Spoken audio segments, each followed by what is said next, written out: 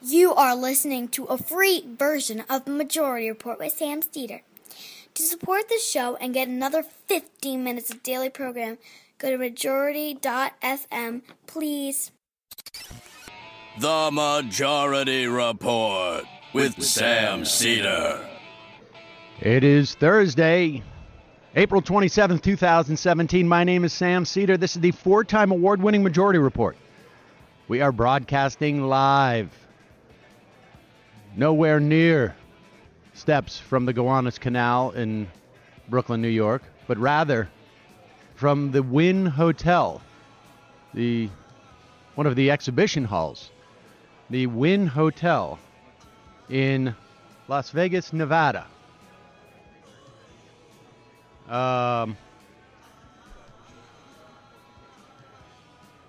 Here for the annual, I guess biannual, Mass Torts Conference in Las Vegas, Nevada, where I come on a regular basis. I was getting a phone call from presumably our first guest, but perhaps we'll have a different one.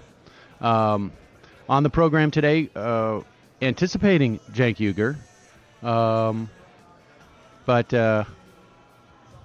I don't know. Maybe I should just take the phone call. Hold on one second, folks. Bear with me. On the program today, we'll be talking to a couple of attorneys who have various tort cases that are at various stages of development. And a couple of politicos, like I say. Cenk Uygur is theoretically in the building. Also, over the next day or two, maybe Max Blumenthal will be here. We'll see. Now there's some incredible things are a little bit haphazard. Also, Pentagon warning General Flynn, apparently years ago, you shouldn't take payments from foreign governments. We have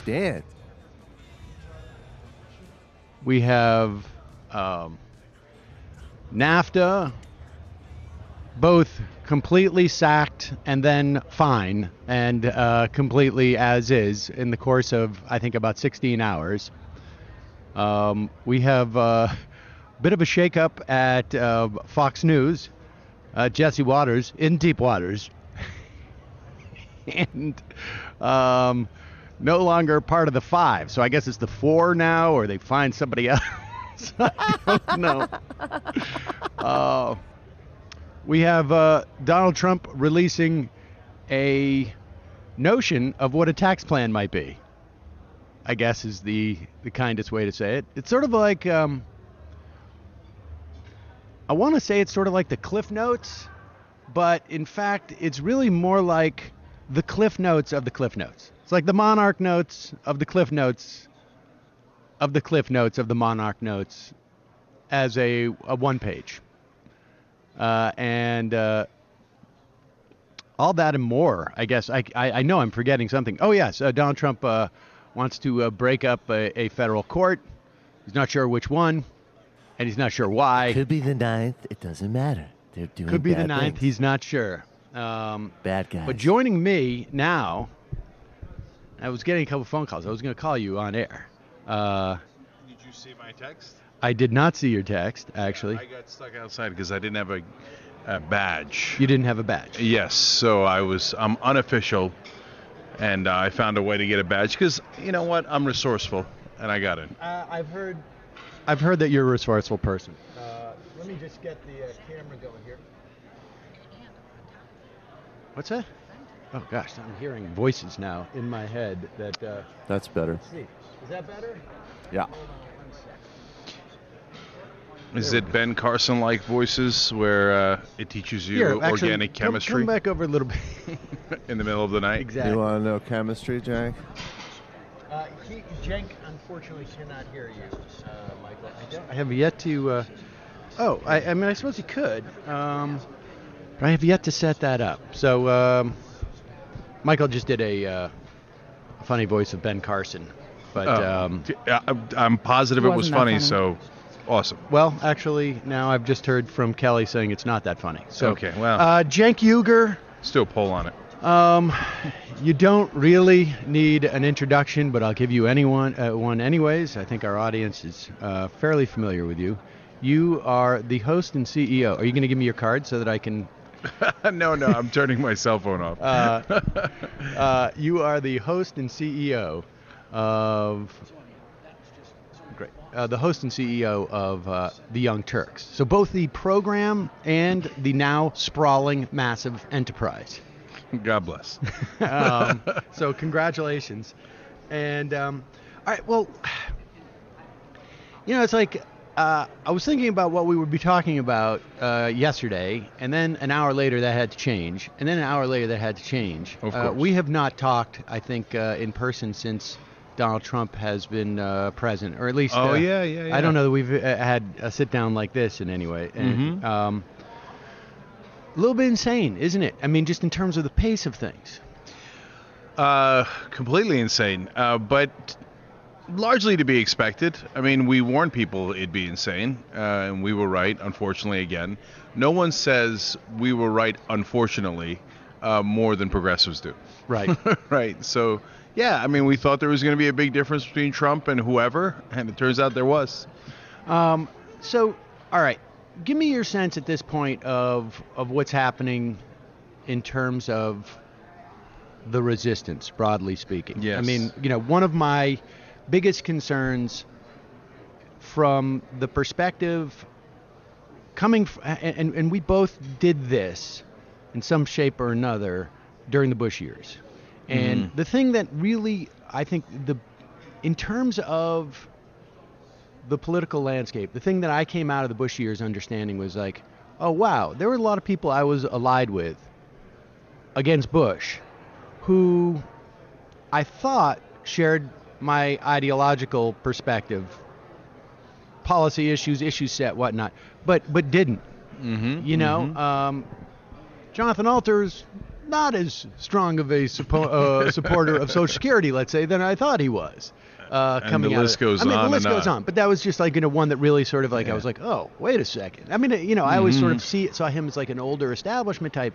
But I thought ideologically there was much more alignment than there was. And my concern with any Republican president is that that's what happens to the center left.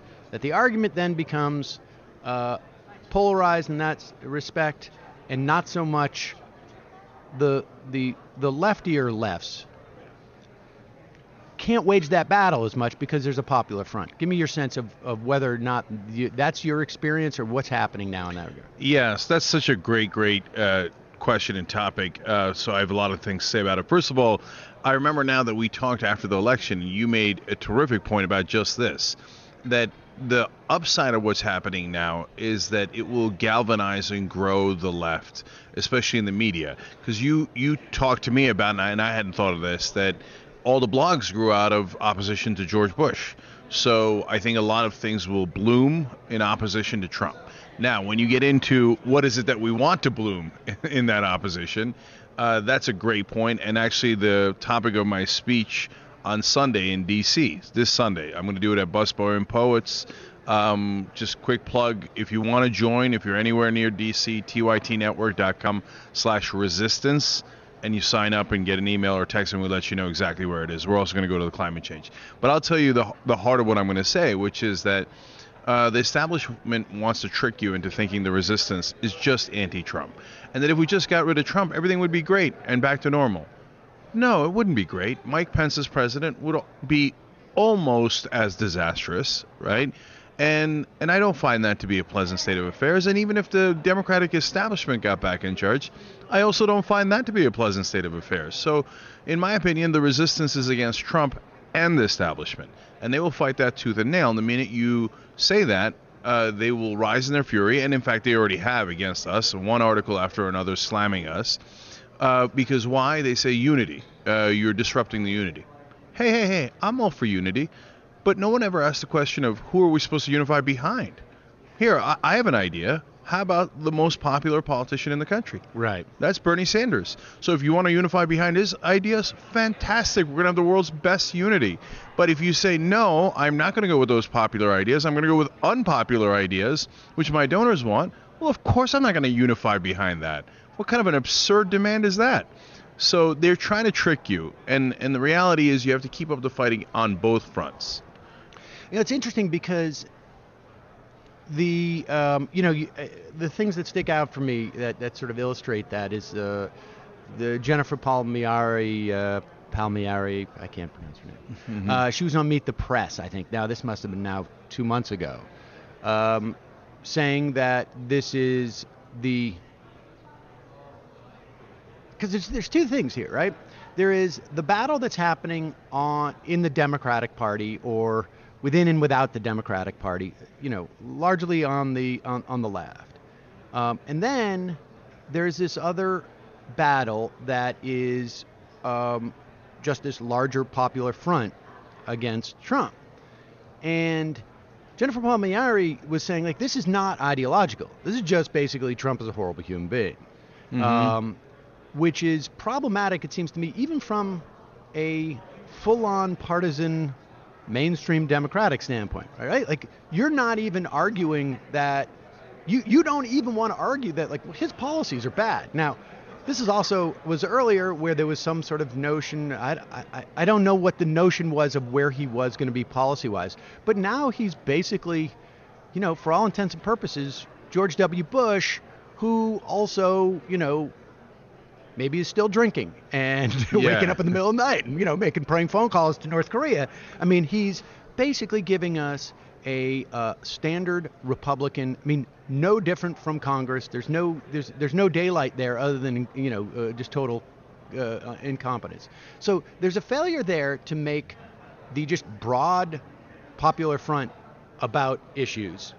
And then there is this other interscene battle that is ostensibly about issues, but they want to make it about personalities. So there's a real avoidance of talking about issues, it seems to me, in both those distinct battles that are taking place. Yeah, there's a very good reason for that, because they don't want to talk about policy, because on policy, a lot of them agree with the Republicans, and because they're funded by the same guys. So here, look, let's get more specific on that. So because some old school Democrats will be shocked and chagrined to hear that. Outraged. What do you mean? We're the opposition, right? The reason that Hillary Clinton spent, there was 90% of her ads were negative, which is record-breaking. I mean, it just shattered all records and personal about Donald Trump, because she doesn't want to tell you that she's going to fight for the $15 minimum wage, because she's not going to, right? She doesn't want to talk about policy issues that would hit the banks, which are very, very popular, because she's not going to do those things. So it's a cop-out. It's easy to make it personal so that you can distract people with, like, oh, Trump's the boogeyman, right? But that's part of why she lost, because people actually want real change in their lives. So their wages going up is real change. Them getting jobs is real change. Ending the corruption is real change. But the Democratic establishment doesn't want to do any of that. That's why it's not an accident that they're making it personal. And to your point about, is it personal or is it policy? Are you kidding me? Trump has now jettisoned almost every populist position that he had. Remember, he said he was going to raise taxes on hedge funds? Well, we just got his tax plan where, shockingly enough, it turns out he's going to do the opposite. He's going to cut their taxes to the bone.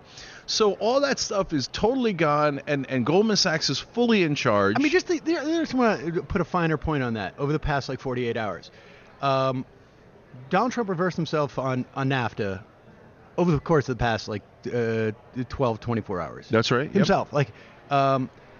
He also 2 days ago said that we're going to hand federal land to states. Yep. Right? Yep. Let me read just January 23, 2016. Donald Trump, don't hand federal lands to states. I mean, it goes on. I don't like the idea because I want to keep the lands great, and you don't know what the state is going to do. Now, what he was basically saying is, if you hand it over to the state, what they're going to do is they're just going to privatize this land. Of course they are. And now we've decided, apparently, that we're doing that. I mean, it has been... Now, with all that said, he has not lost any support. Mm-hmm. None. Yeah. Well, I mean, that goes to the same conversation we've been having, Sam. So since he lost all of his populist positions that were popular and helped to get him elected and set a nice juxtaposition as opposed to Hillary Clinton, who was so establishment and status quo, he's now just a Republican Party. That's all he is. It's almost identical to the old Republican Party. So if he would lose support if the Democratic Party pointed out those positions, right? But instead, they scream, Trump's a bad guy, Russia. And by the way, I think my views on Russia are complicated. I think he did do a deal with Russia, but I'm not sure that's good politics. So let's put that aside for a second. So, but if you actually said to the American people, he's giving away your land, right? And the hedge funds he said he was going to increase taxes on, no, he's decreasing taxes on. Look at this. What a fraud, what a liar, what a hypocrite. But they won't say that because they kind of secretly like the hedge fund tax cut because they get funded by the hedge funds. That's the Democratic Party. I feel like, maybe it's just the media that I tune in, but I feel like I hear them saying he's filled his cabinet with Goldman Sachs people. Well, they do say that. Yes, that's fair. I feel like I've heard that quite a bit. But again, that's borders on the personal, right? Well, like they don't talk about the policies that has led to. Everybody knows what that means. We knew what it meant when people are saying, Hillary Clinton speaking in front of Goldman Sachs. Or Obama today. Or Obama, which I want to discuss with you. But, people know what that means. And the idea, like, he wants to give tax cuts to the wealthy, we hear that all the time. That's standard, it seems to me. Democratic. But I got to jump in there for a second, Sam. You're right, but so the proof's in the pudding. So that's why this tax plan of Trump is more of an important point for Democrats than it is for Republicans. Because we always knew where Republicans were going to stay, and we always knew they were going to try to cut taxes and transfer trillions of dollars of value from the middle class to the rich. We knew that, right? But the Democratic Party, this is their testing time. They can talk Goldman Sachs, he's for the rich, right? But are you going to vote with him or are you going to vote against him? And my guess is that a lot of those corporate Democrats on things like the repatriation tax, the tax holiday, will vote with Donald Trump. And lo and behold, corporations will get trillions of dollars in tax cuts. I am skeptical even of that, to be honest with you. I know they want to. All you need to do is Google Chuck Schumer repatriation plan and look in October of 2016. He had one. They had one. Yeah, Obama had one. It involved infrastructure and whatnot, and I'll talk a little bit later in the program why that's such a bad idea. But all you need to do is Google 2004 American Jobs Creation Act, and you'll understand. But okay. So you have Democrats, at the very least, I don't know how sincere they are, but I feel like Democrats are saying all those talking points. Donald Trump clearly is surrounded with Goldman Sachs people. He has clearly backed off just about every, populist position. There's no repeal of Obamacare. Maybe, they have another plan, supposedly, that the Freedom Caucus, I don't know. I haven't looked at my computer in the last half an hour, so maybe it's fallen apart already. But he has not shed any support. So here's my point. Is it possible that, certainly he was on the trail talking about these things.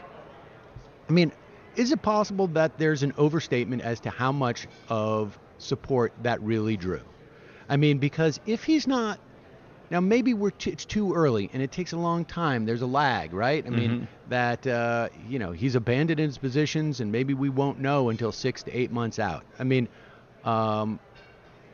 But when you look at, let's say,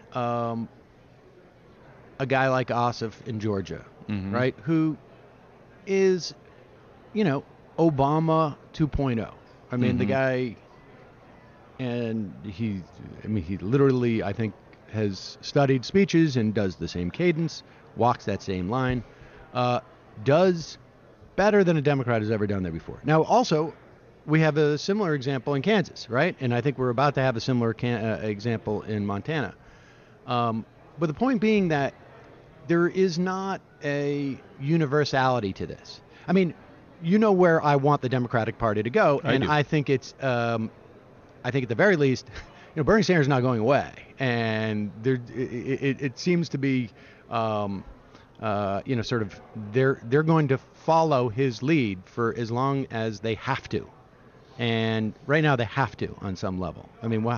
Their sincerity, at least rhetorically, some of the time. Of course, yes. But there's, we do have them filibustering Gorsuch. And the arguments they made about Gorsuch, I thought, were exactly the ones you'd want, right? It was about, you're going to be for the big guy, we're for the little guy. That was the structure of it. I mean, that's where Al Democrats should Franken be. did a good job there. But even the ones who were not good parroted that to some extent. Well, in the beginning, they went with the weak sauce. Aren't you just going to do what Trump tells you? Which is he can just say no. Right. And that's a horrible line of questioning. But you're right. Towards the end, they got better and had the line of attack of little guy versus big guy. So, I mean, big business is actually the most unpopular thing in the country. It's more unpopular than mainstream media, more unpopular than politicians. So anytime you attack big business is actually great politics, but the Democrats don't do it because that's the same donors. Right. And, all right, so what do you make of President Obama giving that speech to Cantor Fitzgerald, $400,000? And he released or I should say his spokesperson released a statement which I didn't find terribly compelling. You think? Yeah. So, well, look, this goes to exactly what we've been talking about. Are the Democrats sincere or are they not sincere? And I would argue that they're not. So President Obama, totally tone deaf, thinking, yeah, I'm going to give a speech to Cantor Fitzgerald, a financial institution. It's about health care. What? I did health care, right? And that's topical. Now I'm going to get paid $400,000. It's leagues better than Hillary Clinton, only in terms of strategy, because he's not going to run for president anymore. Hillary Clinton did it showed exactly what was wrong with her campaign, which is hubris, which is the thing that I was pointing out all along, giving those same kind of speeches, but right before you're going to run for president. What a horrible, horrible political idea. But in terms of policy, it's the same thing. Obama was super soft on the banks. And they were his top donors in 2008, and then lo and behold, none of them got prosecuted. That is not a goddamn coincidence. It just isn't. It just isn't. Do you think it's that he didn't prosecute them because he got paid by them, or do you think that he got paid, he got supported by them because he's the type of guy who wouldn't prosecute them? So that's part and parcel the same thing. So it's a great point, and I want the audience to understand that, which is that Obama is not a evil guy who sits in Hawaii going, how shall I work with the bankers to undermine Americans, right? No, of course not, right? So the reason they funded his campaign is because they knew something we didn't know all the way back in 2008. They had those private conversations with him that we hadn't, right? Because they're in positions of power. And they knew he wasn't really going to rock the boat. He wasn't really going to go for change on the outside, continuity on the inside. So, and then second of all, Obama is part of the same groupthink. If you asked him today, hey, why are you doing this Cantor Fitzgerald thing? I'm positive that he would genuinely be hurt by that question and surprised by it and go, what? No, these are good guys and I'm already out of office and what difference does it make? But what he doesn't realize is he's been in that same bubble for so long that he now thinks like Cantor Fitzgerald. He now thinks like the bankers do. That's his friends. And they're not like evil people either. If you met him in a cocktail party, you'd think that's a perfectly nice guy. Right? No, there's probably a couple I would say, oh, that guy's sort of an a-hole. That guy's a little questionable, but right.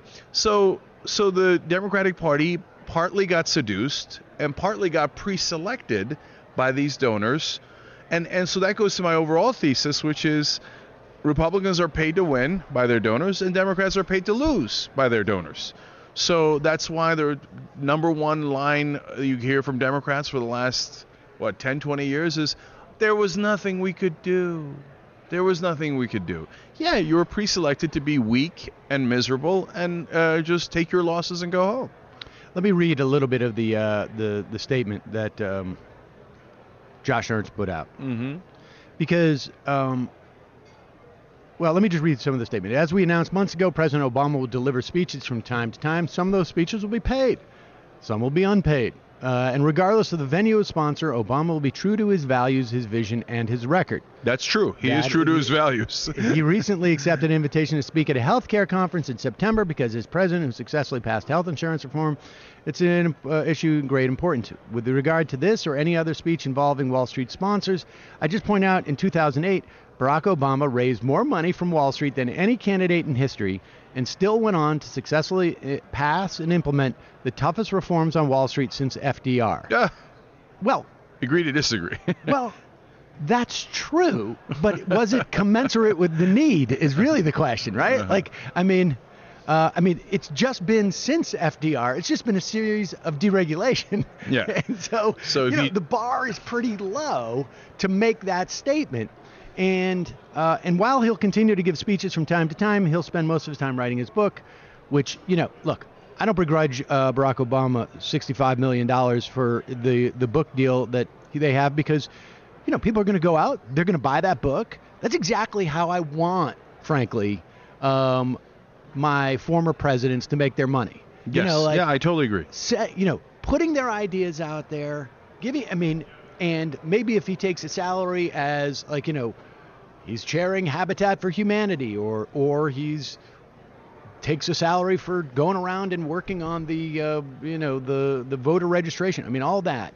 But this is an example of exactly what you're talking about. And we can go back, and one of the most revealing things from the WikiLeaks email dumps, it seems to me, was and I don't know which one it came from, it escapes me, but where it indicated that Michael Froman, who ultimately became the trade representative who did TPP, who was a city group official, was basically the guy who had given Obama the wish list of cabinet officials and nailed it.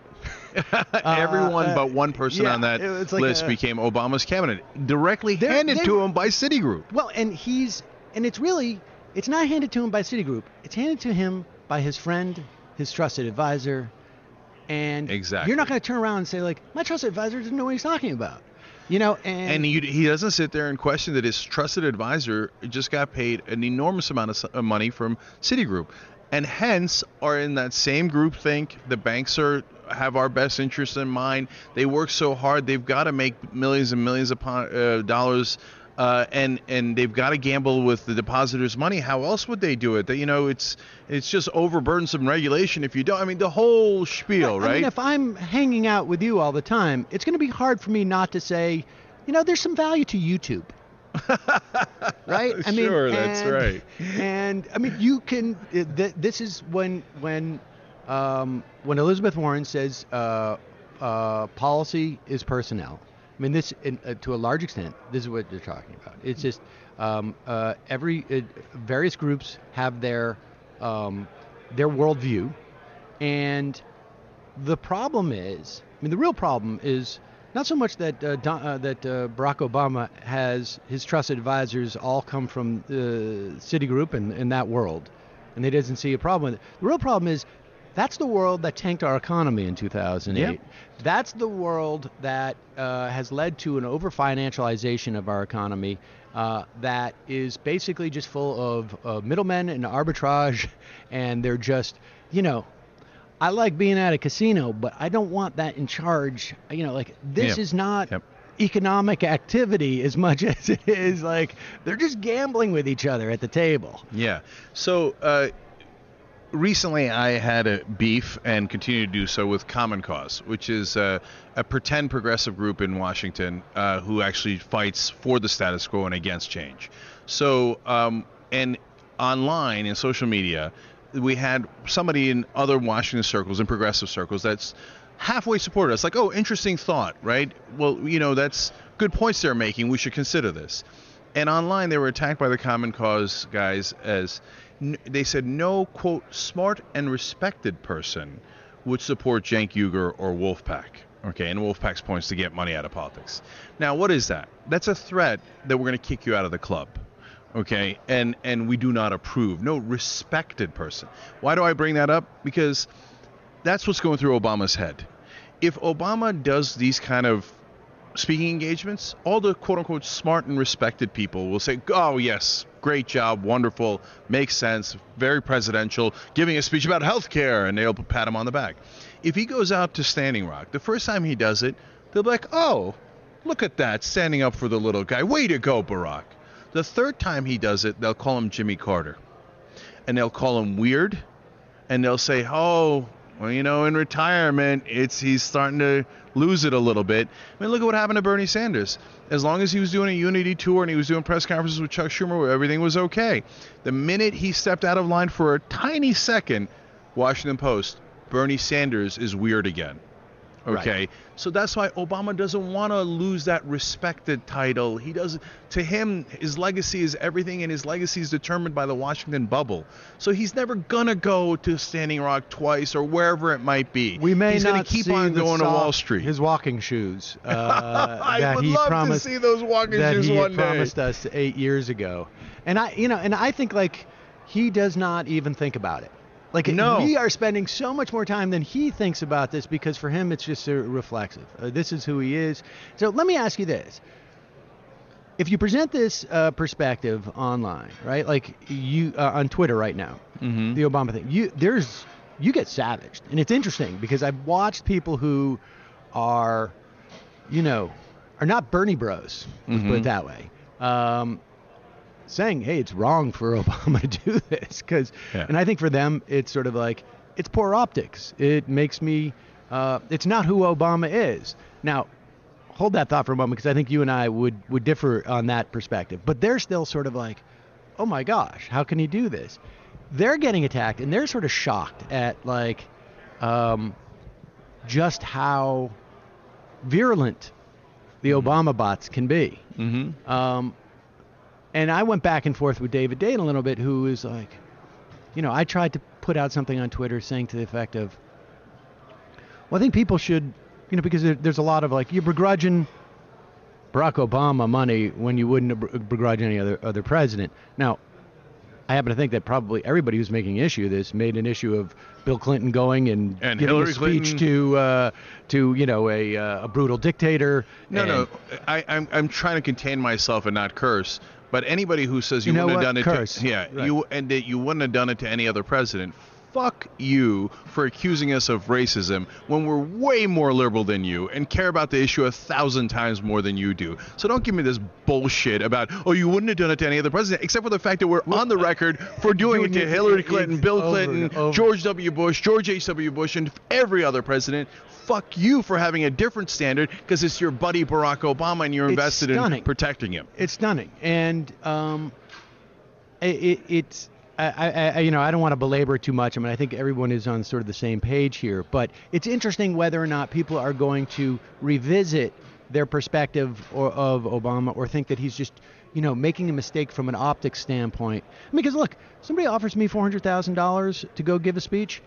There's very few places I wouldn't take that money to speak to. But, $400,000 for me, who doesn't have a $65 million book contract, a little bit different. A little bit more. But, certainly if somebody offers me $5,000 for a speech, and I can't do the math here, but if somebody offers me $5,000 for a speech, there's a lot of places I wouldn't do it. That's absolutely true. And I think that the way to think about it is, let's say ExxonMobil or, JP Morgan Chase said is going to offer me $400,000 for a speech. Here's how I would deal with it. I'd take it because $400,000 is a tremendous amount of money for me. Okay. And then you know what I do? In my head, I would think that's the last speech I'm going to give. Okay. So if you try to get the second speech, that's where you lose all principles. Right. Do you see what I'm saying? You go in there and you breathe fire to their face, take their money, and then know that you're not going to get invited back. Right. That's the deal. Right. And I don't think it would occur to him. I think he will do a little bit of his tisking, which is classic Obama. Yeah. And I think it's him. I think it's like he doesn't do it for window dressing. He does it because that's who he is. That's who he is. And all right, but let's not spend more time than is commensurate with Obama. But it's just interesting to me that he if that makes people more aware of what is problematic about the Democratic Party, or at least a part of the Democratic Party. Because largely speaking, we're talking about just the most powerful people in the Democratic Party. You look at like what's going on in the Congress. You've got a significant number of Democrats. I think the majority of the caucus now is supportive of a single payer. They are almost to a person are supportive of expanding Social Security. Senate, obviously not as much. But so what happens next year? Map out the next 16 months to me. Till we get to 2018? Like what are the priorities for people like us? Okay, so First of all, on the Democratic Party going in the right direction, well, they get there through us pushing. If we don't push, they don't get there. So perfect example is Medicare for All. In the House, when the Justice Democrats joined John Conyers and Bernie Sanders and all those guys and the Nurses Union in pushing for Medicare for All and putting the Democrats in the spotlight, there was 121 Democrats who had not signed on to Medicare for All. That number, last I checked about a week and a half ago, was down to 93. So, and John Conyers has publicly thanked Justice Democrats and the Nurses Union for pushing people in the right direction, and we moved 30 Democrats to being in favor of it. And hopefully we'll keep pushing. Why are 90 Democrats in the House not in favor of Medicare for All? Michael Tracy for the Young Turks went and covered Dianne Feinstein town hall. In the town hall, she said, "Oh, Medicare for All, I'm not in favor of that. That's a government takeover." I was like, "Oh, for Christ's sake!" Well, I mean, to be fair, I mean, look, I don't like Dianne Feinstein. She said, "If it's a government takeover, I'm not for it. If it's fixing something." And it's neither of those things. She's clearly avoiding the topic. But no, you're not. Using government takeover of medicine is what she said. One, it's factually nowhere near true. Medicare doesn't take over medicine. Right. That doesn't make that. What a profoundly ignorant thing to say. The beloved and cherished and respected Dianne Feinstein apparently knows nothing about policy. And number two, that's odd. When you use the Republican talking point 101 of the last 2 decades and you call Medicare for All a government takeover of medicine, you might be a Republican. Right. Okay. So, number one, we keep on pushing and start heading them down that road. Number two, when push comes to shove, you put a spotlight on their votes, because in the past, TV would cover for them. They would say pleasant things on air, then they'd go and vote with Wall Street and with the pharmaceutical companies, etc., and nobody would hold them accountable. We're going to hold them accountable. That's the whole point of our journalism drive and hiring more people, etc., right? And thank God we did, and Michael Tracy had that camera there, and we wound up recording Feinstein saying that, right? So number three is primary them. So I do not... particularly in a place like... California, where that is it's jungle primary. There's going to be 2 Democrats on the ballot, one way or another. And so yeah, well, there's 3 layers to that. So let me go through that real quick. So if you don't know, justicedemocrats.com, that's now the progressive wing of the Democratic Party. Over about 250,000 people have already signed up. We've raised over $1.2 million. We just announced our first candidate in St. Louis, Cori Bush. And we're going to run dozens of candidates in Democratic primaries. What is the process in which you vet the candidates? So that's actually the longest and hardest part. There is a 4-stage vetting process. And extreme vetting. It is, in fact, extreme vetting. Because, look, guys, I love you, and over 8,000 people have been nominated, and keep nominating people. Go to justdemocrats.com. If there's a leader in your community, please nominate them. We want real people. We don't want politicians. Cori Bush is a nurse. She was a teacher, a pastor, right? She grew up in that neighborhood. That's exactly the kind of person we're looking for. So, but we have to be super pragmatic, because this is not about fun and games. It's not about sending messages. It's about winning. Right. Because the only thing we care about is policy. And you're going to get that policy if you win in politics. But the Democratic Party has lost sight of that, and all they care about is politics. They forgot, no, the end goal is supposed to be policy, where we get actual change. So, we look through it and we see, do you know your stuff? Are you a real leader in the community? How progressive are you? So I just talked to Crystal Ball earlier in the week, and you remember she ran for Congress, of course, in 2010. And I asked her, hey, did they ask you, the Democratic Party, when you said you were going to run in that district, did they ask you more about policy or more about money? And she gave me the same answer that almost everybody gives me, which is, didn't ask me about policy at all. All they asked about was money. Okay, how much money can you raise? How much money do you have? Money, right? So we ask about policy. So after you go through that vetting process, 70 people have already gone through. Those are some kick-ass candidates that are from those communities, that are wonderful people. We actually have to convince them to run, because giving up your day job if you're a doctor in that community or you're a small business owner, that's a hell of an ask. Right. But we're asking real people. So when we run these candidates, and already the hate has begun from the mainstream press and honestly some parts of the so-called progressive press, okay? How dare you? You're hurting the Democratic Party. So let's challenge those assumptions for a second. Because you're hurting the Democratic Party because you're running primary candidates? Yeah, you're hurting the Democratic Party because they claim you're focusing on Democrats when you should be focusing on Trump.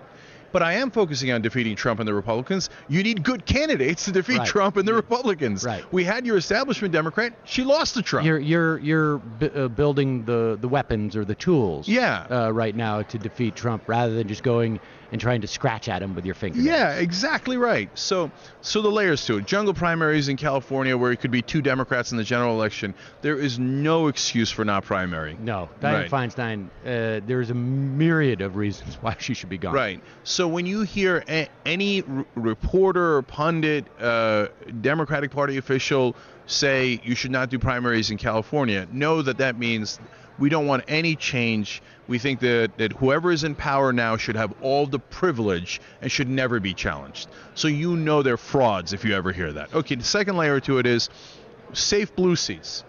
Why should I have Jim Himes, the representative from Goldman Sachs, representing a deeply blue Connecticut district? Right. Why don't I have a progressive representing a deeply blue district? Of course I'm going to primary him. That's crazy not to primary him. Why should we accept that we have these very conservative Democrats in very blue areas? So, of course we're going to do that. Without a doubt. Yeah, number 3 is... And the funny thing is, let me just jump in here. This is always what you hear, right? It's like from establishment and full-on partisan Democrats. It's like the time to deal with this is during the primary. Right? Okay, So it's great. always like, it's time to deal with this during the primary. And so the idea now that like when you actually have the resources to actually primary, then they're like, well, wait a second. Exactly, of course, because they don't want that challenge. So, and number 3 is red states. We don't accept the conventional wisdom that corporate Democrats do better in red states. There's actually no proof of that, right? Right. In fact, all those blue dog Democrats lose their second election. They might win in the beginning when people don't know what their record is, and then they come in and they run their re-election efforts on, I'm Republican light, so why don't you vote for the Republican? And people go, okay, I will. And this, of course, is distinct, I would imagine, to the district. I mean, there are some districts, like the suburbs of Atlanta, where you're going to have, I think, a guy like Andy Ossoff. I mean, I don't know that there's really that his platform, a different platform would have really done much better for him. But there are a lot of districts, it seems to me, where a populist message would actually get you much further. Of course. Look at Dave Bratt, right? Right. So with a deeply populist, deeply anti-banker message, he unseated Eric Cantor in a historic primary for the Republican side, which then leads me to another point. They say primaries hurt the party. Well, I've got evidence that Republicans primary the hell out of their candidates and have crushed the Democratic Party in the last 20 years. You don't think the Democrats have the Republicans just where they want them? If anyone has mastered the art of making themselves believe that you win by losing, it is the Democratic Party. So I'm tired of losing. The audience is tired of losing. The whole country, every progressive is tired of losing. So let's start winning. JusticeDemocrats.com. So if I run an anti-banker, deeply populist candidate in a red state, we're going to have 100 times better chance of winning that seat than a corporate shill like Manchin or McCaskill. And that to me seems to be one of those things where, it's proof of concept, right? I mean, how many is it going to take a red seat that has been a traditionally red seat that is maybe, a plus 15 or 20 Republican? One or two of those in this cycle, and then and particularly then they come back in 2020 and win again.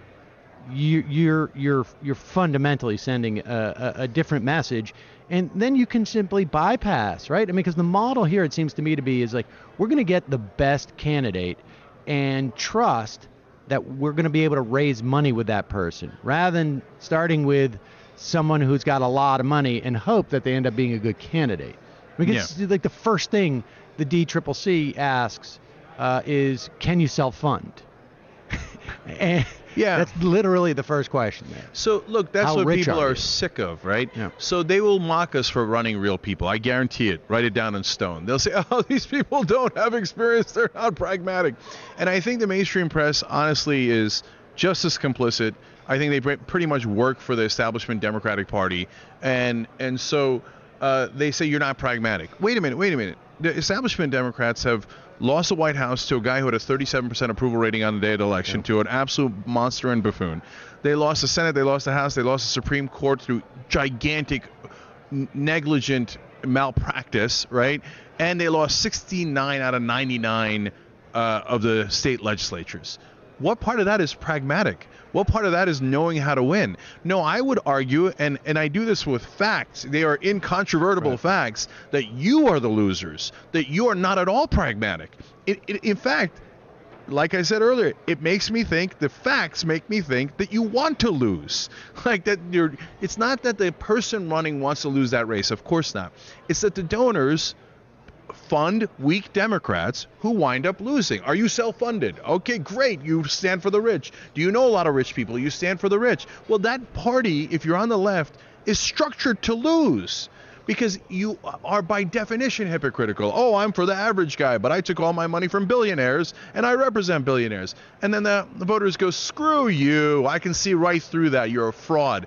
That's why the Democratic Party, even with Trump in office right now, is less popular than the Republican Party. That's unbelievable. The Democratic Party should be at 60-70% approval rating when you're fighting against a monster like Trump. Yep. By the way, there is a guy who's at over 60% approval rating fighting Trump. His name is Bernie Sanders. I've heard of that guy. He's getting around. That's how you fight. That's how you win. That's pragmatic. All right. Look, I got to wrap this up because I've got some other people. I have to ask you this question, and this is something that we're going to have another discussion about. But Wolfpack. Yes. We have, briefly touched on this in the past. Let me just be clear on what our difference in perspective is. Yeah. I am concerned that the Constitutional Convention, we just tell people Wolfpack is a pack set up to get each state, or to get 2/3 states to vote to have a Constitutional Convention to amend the Constitution to make sure that we basically perceive corporations not as people, and we don't equate money with speech. I'm not sure of the actual wording, but something to that effect. And public finance. And public finance. And let me just appropriately amend one part of what you said. It's not a constitutional convention. It's the Article 5 convention. Okay. There's a reason why that makes a difference. I don't mean to be a stickler. Okay. Yeah. So an Article 5 convention. Now, my concern is that there is only legal theorists who have said that you can hold these and make it specific to one topic, as opposed to other legal theorists who say, yeah, that's not the case. I mean, we've never tested this. Yeah, so we don't know how a court would rule. Yeah. And my fear is that it's just as likely that you're going to get a balanced budget amendment to the Constitution or something to that effect. Yeah.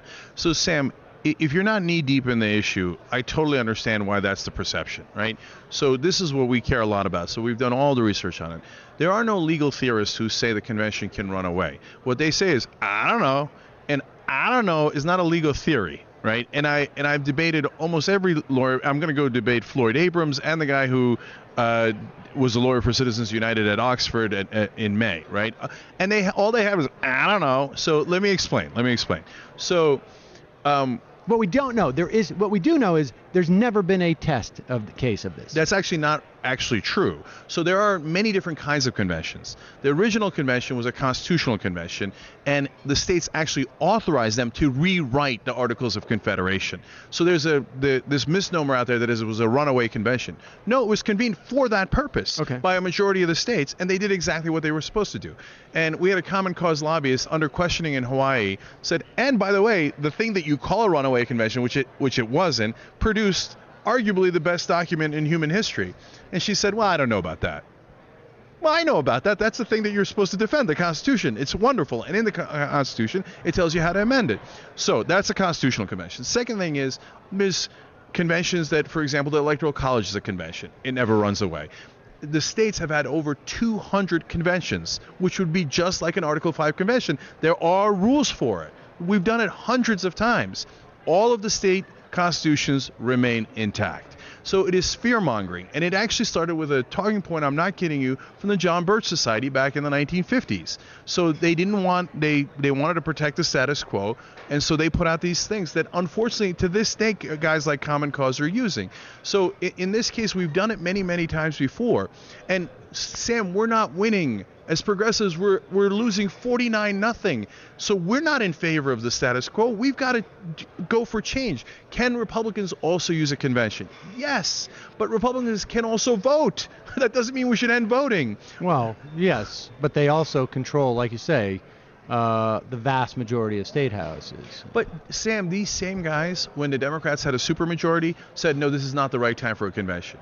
The Common Cause of the world fight against the convention when Democrats are in charge, when Republicans are in charge, when anyone is in charge, because they don't want a convention, because a convention is real change. So if you're in the status quo, they hate real change.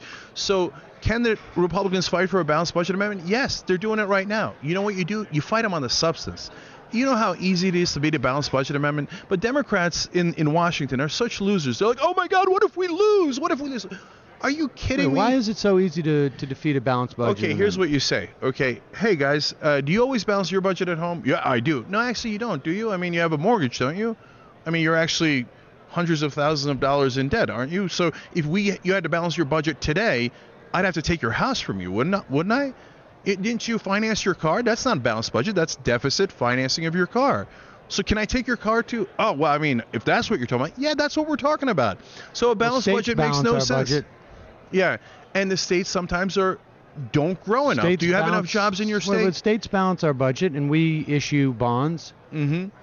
I mean, so we make loans. That's like but we still balance our budget. Some states are successful at that, and some states aren't. Well, so it is possible to balance our budget. We do it with the state. Right, but it might not give you the best results. And in fact, you could balance your budget too. Just sell your home. But in some states, it does. Sell your home and sell your car, and then you'll have a balanced budget at home. Plenty of states have a constitutional amendment that they have to balance their budget. Why, if it works for a state, why wouldn't it work for the country? Because it doesn't mean just because that they have it that it worked. Does Kansas look like it's working? Well, that's a function of tax cuts. But I mean, Connecticut, they're working. So I would argue, and if you ask, I know the local politics in Connecticut, even Democratic voters say it's not working. Okay, it depends. Sometimes you need an investment. Sometimes you need a loan. Sometimes you need to have a balanced budget. You can still get loans with a balanced budget. Okay, well, it depends on how you do it, but you can't have it at the end of the year. You have to balance it by the end of the year. So it is a terrible idea. It would allow us not to invest in it. I'm just saying I'm not as convinced that, like Sam, so you don't have to win the argument with everybody, and you don't have to win it with 51%. In order for them to get an amendment, they have to win that argument in 38 states. States like Rhode Island, Hawaii, Connecticut, California. They're not going to win that argument in 38 states. And if you say, because maybe the Republicans can use it, let's unilaterally disarm and never have the progressives call for a convention. And in fact, say a convention is illegitimate, you've done great damage to the cause of change. I mean, I'm still skeptical, frankly. I mean, I think I'm even arguably skeptical about the idea that, I mean, public financing, I think, is something that we can get that without having an amendment. I mean, that we can do. We can until the Supreme Court knocks it down. Right, and I think. And where are we getting it? Are we getting it through this corrupt Congress? The whole point of going to the states is because this corrupt Congress in Washington is never, ever going to fix it itself. I'm from New York, so I can tell you that when we talk about corrupt legislatures, New York is. I would put the level of corruption up there. So I'm not naive in thinking that the states are pure and angels. But at the same time, they have shown over and over again in our experience with our 35,000 volunteers, by the way, wolf-pack.com if you want real change, right. Okay, that actually they do listen to you. I went and talked to Jamie Raskin when he was a state senator in Maryland. You know what he did? He did the research that I asked him to do. Of course, he's not going to take my word for it. He's a constitutional scholar. And he's like, oh, my God, Cenk, you're right. And he changed his mind. I didn't offer him any money. I didn't offer him anything. And at the time, I'm even less well-known, nothing. He just had an open mind. Go ask Jamie Raskin, one of the most progressive guys in Congress. Yes. He'll tell you Article 5 convention makes a ton of sense. I will do that, actually. Yeah. I'd love to talk to Jamie Raskin. Cenk, thank you so much. All right, thank you, Sam. Wolf-pack.com. That's right. Also, Justice Democrats. Thanks so much for coming by. I'll catch up with you in a bit. Oh, yeah. Thank you, Sam. All right, folks, we got to take a quick. Well, no, actually, joining me now, Javier. I don't have a. Good morning. Now, Javier Lopez, you are from. What is the name of the firm that you're from? Kozyak Tropin Throckmorton. Okay. Down in Miami. Kozyak Tropin Throckmorton. We met last night. I want to. You have a fascinating story about a case that you were involved with, and partly as a function just of your family background. So, correct. Tell me about first off, your first generation, or are you first generation? Okay. Yeah, my parents were born in Cuba and came when they were 7, 8 years old. So in the early '60s. My dad was raised in Jersey, and my mom came straight to Miami.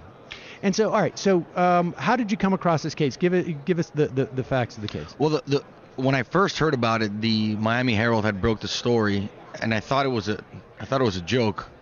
What happened was, so I'm the president of the Cuban American Bar Association down in Florida, which we're the largest voluntary bar organization down there. We've got about 5,000-6,000 members. And one of my past presidents sent me a story that was about to come out in the Miami Herald, and it had to do with Carnival Cruise Lines. Carnival Cruise Lines they were the first permitted cruise line in 55 years to go from Miami to Havana. And this is following was this following the liberalization by Obama? Oh yeah, this was this past May 1st of 2016. You know, after a couple of years of working some issues out, they permitted Carnival to go down and take the first cruise to direct from Miami to Havana in 50 plus years. So the facts are pretty straightforward. Our client called and tried to book a room for him and his daughter. He wanted to go and show his daughter his roots, and he has a pretty thick accent. He was born in Cuba. He's actually an Army veteran, and he likes to cruise because he's got 2 bad knees. He's got 2 knee replacements. So he was actually Carnival. He had the membership card. He was Carnival through and through. So he calls in and tries to book, and they ask him, where are you from, sir? His name is Jose Marti, which is, I mean, you can't write a better story. Right. So he says that Jose Marti, we should just tell people, was sort of he's Cuba's George Washington. Cuban, yes, basically. Freedom fighter. Yes, correct. So they asked, okay, you're from Cuba. Were you born in Cuba? Yes, I was born in Cuba. Well, sorry, sir, you can't come on our boat because people that were born in Cuba aren't allowed on our boat. We can offer you a bunch of other cruises to, St. Martin and all these other wonderful places, but you can't go on this boat. Those are the facts. So I get wind of this, and we immediately file suit, probably within 48 hours. Is he on the phone going like, what are you talking about? Like, why? He was very confused. Did they give him a policy They reason? did. What? They did. So the reason is they said, look, this is not our policy. This is Cuba's policy. Cuba has a policy that if you were born in Cuba, whether or not you're a United States citizen, you can't go back by boat. But you can go back by plane. Oh yeah, right. Which makes even less sense. So the reason, the history behind this particular policy was during the Mariel boat lift. Cuba didn't want to reverse Mariel, so apparently they thought that these people that were risking their lives to leave Cuba on a raft might want to go back on a boat. They may get to Miami. Yeah, like, it's a totally ridiculous. I'm gonna get back in the boat and go back. I'm gonna go back.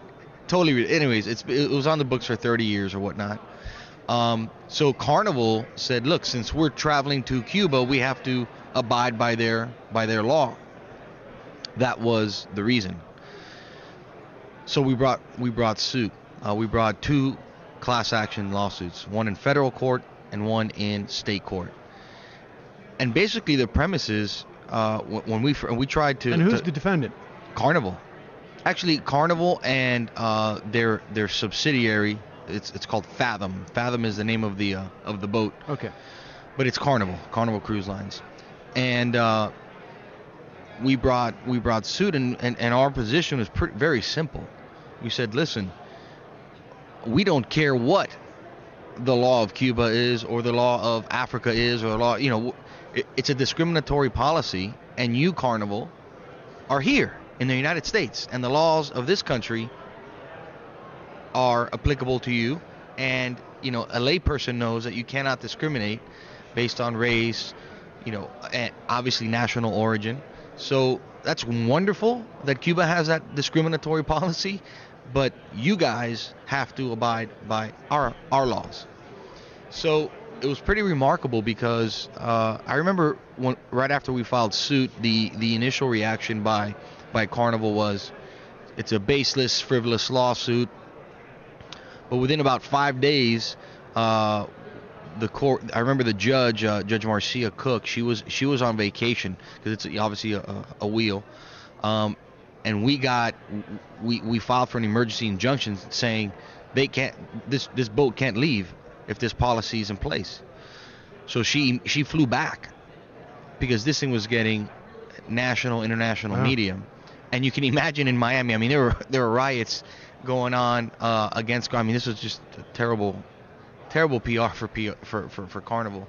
And when we showed up for the emergency injunction hearing, they announced that they were not going to be going to Cuba as long as that policy was in place.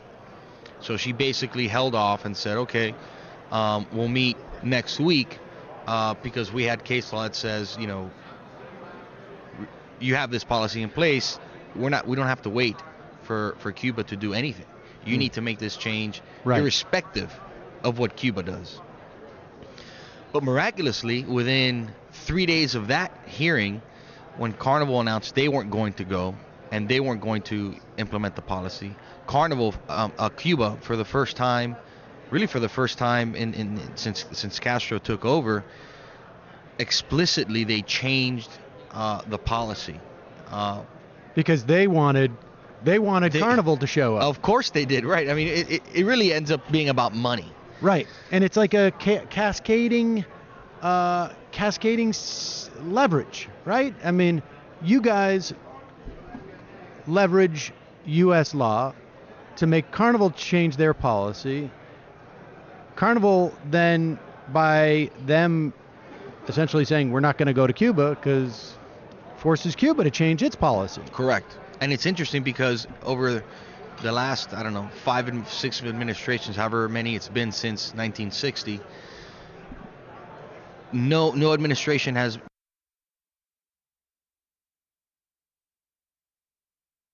against Cuban-born individuals. And I think that Cuba saw, why the hell do we even have this policy? And this doesn't really make a lot of sense. We're going to lose a lot of money. Was there, had there been administrations that attempted to change that policy? I don't think anybody even knew about that policy. But I'm talking in more general, kind of 20,000 foot level. Right. Obviously, Cuba did whatever they wanted. But now we're seeing, well, if you want to play ball, and there's a lot of businesses that want to go to Cuba because it's really an untapped market. Right. I mean, it's a humongous market. You're starting to see companies use American law to try and change, at least in some way, Cuba policy. So there's people that are pro-embargo, anti-embargo, pro-travel to Cuba, anti-travel to Cuba. What I tell, the way I see it is, regardless of what you think about the opening up of relations with Cuba, it's irrelevant at this point because it's happened. That boat has left the port, if you will, and it's not going to change even with this administration. I don't think it's going to go back. So you got two options: either, and some of our past presidents think this way, Cuban American bar presidents, not U.S. presidents, that they don't want to engage. They want to stick their head in the sand. They can't believe this is happening. So we're not even talking. We're not even going to discuss it. Just for the sake of people who are not familiar with the evolution of the Cuban population in Florida, and as a surrogate for the rest of the country. There's an evolving relationship with Cuba and perspective on it. Just give us some very broad strokes on that, because I'm not sure that people know exactly, like, when you say they don't want to deal with what's happening, it's because they were hoping that this embargo and isolation would continue on forever. Give us a sense of why and how they thought that would happen. Well, the reason, so the embargo was put into place to try and choke out the Castro regime. But obviously, I mean, I don't think anybody on whatever side of the issue you're on can argue reasonably that it's worked. Obviously, it hasn't worked. So there's a lot of folks that think that this embargo should stay in place because it's putting more pressure on the Cuban government. But the fact of the matter is that you look at what's happened, and first of all, it's not an embargo. It's like Swiss cheese. We're able to. It's a unilateral embargo, but there's plenty of stuff that the Europeans. But not Canadians, even Europeans. The U.S. Right. There was a cash exception to the embargo. Right. We have an embargo, but if you deal with us in cash, we're one of the largest poultry exporters to Cuba for the past 15 years. That's not an embargo. Right. So and slowly it's been eroding. So the other school of thought is, well, flood it with capitalism, open it up, and see, because I think everybody has the same goal, which is obviously to not have a dictatorship in Cuba. And really the embargo, the Helms-Burton Act, was pretty simple in terms of the way it could be. It was an automatic lift if there was free and fair elections, freedom of the press, and release of political prisoners. If those three things happened, the embargo would be lifted by law. So that's a little bit of the background on the embargo. It always occurred to me that the idea with the reason why the embargo was so fully supported was that there was a hope that there would be a catastrophic failure in Cuba, because that was the best chance for people whose property was nationalized or businesses were taken over or whatever it was, for them to get their money back, basically to get it back. That was definitely part of it. That without a catastrophic failure, they won't get it back, because we're going to see, as we liberalize 50 years later now, 60 years later, our relationship with Cuba, that there's going to be negotiations, and maybe most of that will not come back. Absolutely. I mean, my family, my grandfather had a couple of hotels, and they were doing pretty well in Cuba, and obviously they left and got to this country with literally the clothes on their backs. But you're right.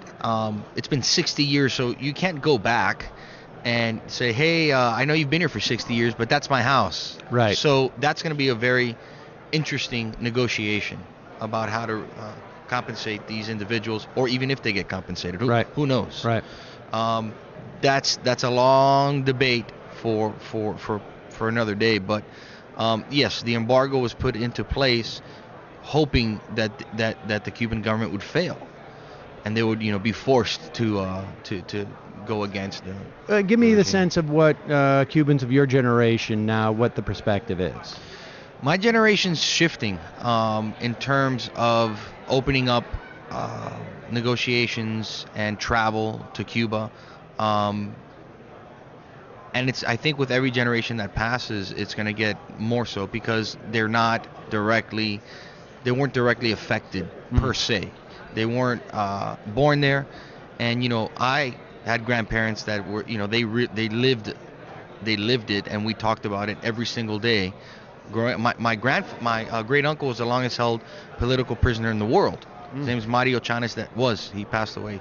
Mario Chanes de Armas, who grew up with Fidel, went to school with Fidel. They were really good buddies, slept over each other's house, and he was one of 5 comandantes.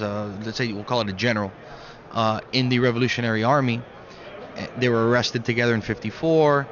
And the revolution wasn't for communism.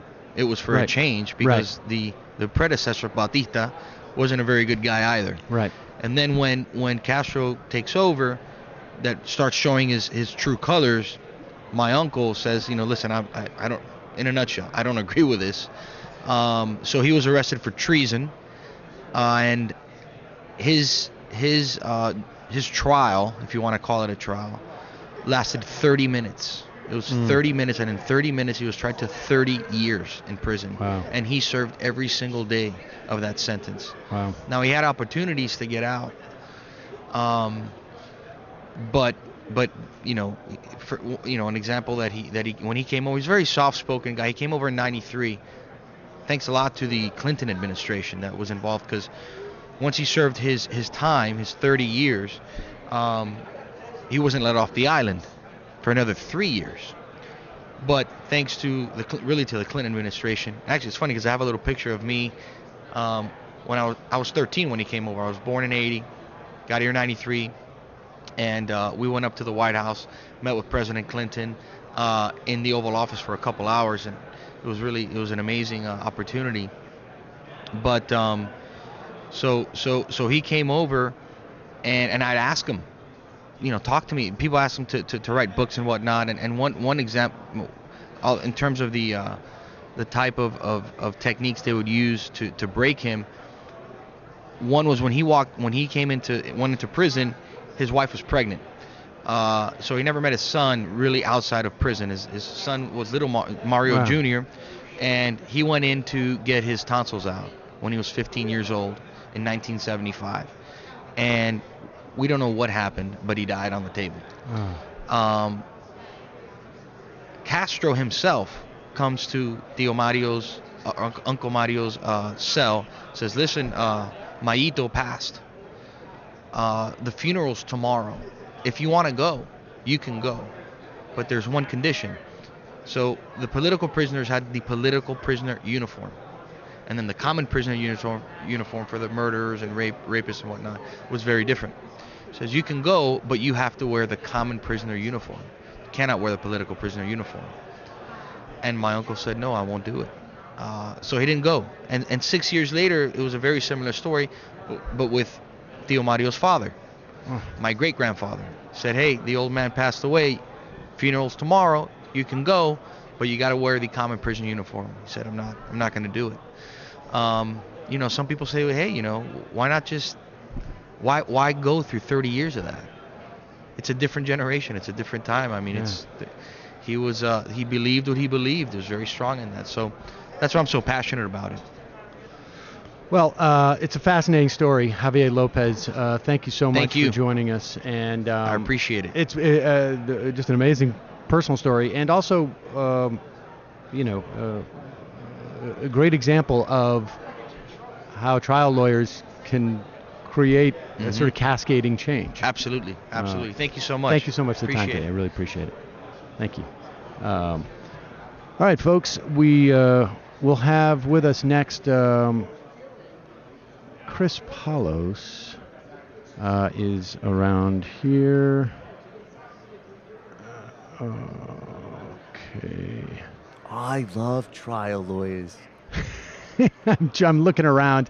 I saw him. He wandered off because he was here, and I don't have his number per se. I'm going to look into that Wolfpack stuff. Yeah, I more questions than answers after that little debate you had. Yeah, and it was something that only occurred to me. I didn't have my notes. It is only something that has occurred to me as he brought it up, and so I wasn't quite prepared for it. He wasn't quite prepared for it, and I feel like I don't know. There's a lot of stuff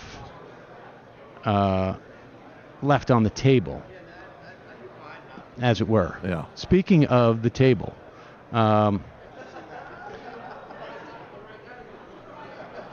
I am up, ladies and gentlemen, $300. Wait a second. I'm trying to find. Very good. Did you hear that? No. Did you hear that? Wow. You didn't hear that? Nope. Did that not come across? Here. Wow. You did hear a wow? No, I did it for you. Your wow's not coming through. My wow is not coming. Hold on, let me try that again. You love $300. Wow! There you go. Oh my God. Loud That was and way clear. too loud. Yes. Way too loud. But that's how I was pretty excited about it. $300, ladies and gentlemen, at blackjack. Sam, Yes. I'm very happy for your winnings in blackjack, but maybe you could give a shout out to the Patreon people. It's been going really well. Oh, well, thank you on the YouTubers. Thank you, YouTubers. Way to go, YouTubers. Great. Speaking of fucking which, people. I've got the camera here. Hold on. I know that somebody is texting a guy. Hold on for 1 second.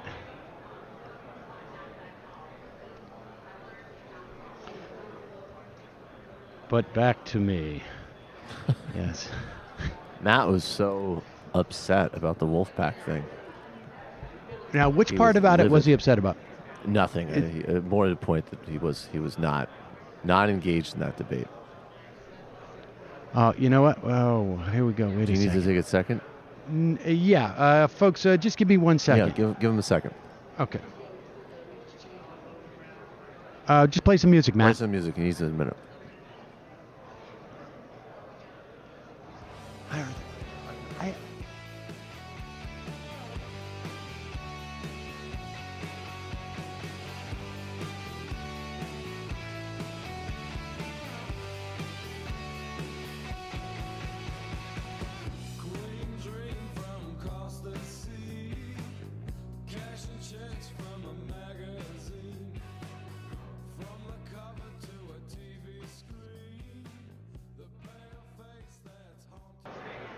We're back. Oh, Sam. we're back? Yeah. Okay. I cannot hear you. Hold on. Sorry. Now I got you. You're back? Is that what was going on? What a doofus. Yes. Oh my God! And you had Sorry, a little guys. conniption. Well, I couldn't hear you. I And couldn't hear nothing. There was no way to connect. Okay, well we're good. We're all good. All right, Chris, Yeah. will you just come over here a little bit more and just back a little bit that way would be great. Yeah. That looks good. Get you more in frame. All right, great. Joining me now, Chris Paulos. He is an attorney with Levin Papantonio. What do you specialize in? I specialize in a few different types of areas of the law, predominantly medical device and pharmaceutical, product liability litigation, environmental litigation, and Federal False Claims Act litigation, essentially fraud against the government, representing whistleblowers. And those are KETAM cases, is that right? KETAM, yeah, that's how they're referred. And, okay, so now I know that you're at, well, tell us about Abilify and give us a sense of, like, sort of also process. So first just tell us about Abilify. What is it and what seems to be the issue? So Abilify is a drug that was manufactured by Otsuka Pharmaceuticals in Japan and distributed in the United States through Otsuka America and the Bristol Myers Squib company. It came out in about 2002 is when it was approved for being prescribed to American consumers, specifically for schizophrenia. And over the first several years, they reapplied for additional indications, including major depressive disorder as well as bipolar disorder. So it's an antipsychotic medication that is used and specifically indicated for those three health issues. What we do know is that over the last 15 years, Bristol Myers Squibb and Otsuka have been telling doctors to prescribe it for many other conditions, essentially off-label promoting that drug to treat things for other psychological disorders or possible conditions that aren't actually indicated in the label for the drug. Now, all right, this off-label prescribing, it seems to me, I've learned over the years, seems to be like ground zero for some of the biggest health problems that we have in this country, ranging from the opioid addiction through any of the issues that we're talking about here. But now, so it started off as an antipsychotic, and then there were two other, I guess, indications that it was used for. How were those other two added? Was that through clinical trials, through? So in order to add indications to a drug, in order to be able to promote a drug to consumers for treatment of a specific condition, there is requirements for the pharmaceutical companies to submit information to the Food and Drug Administration through what's called a new drug application or an amended drug application.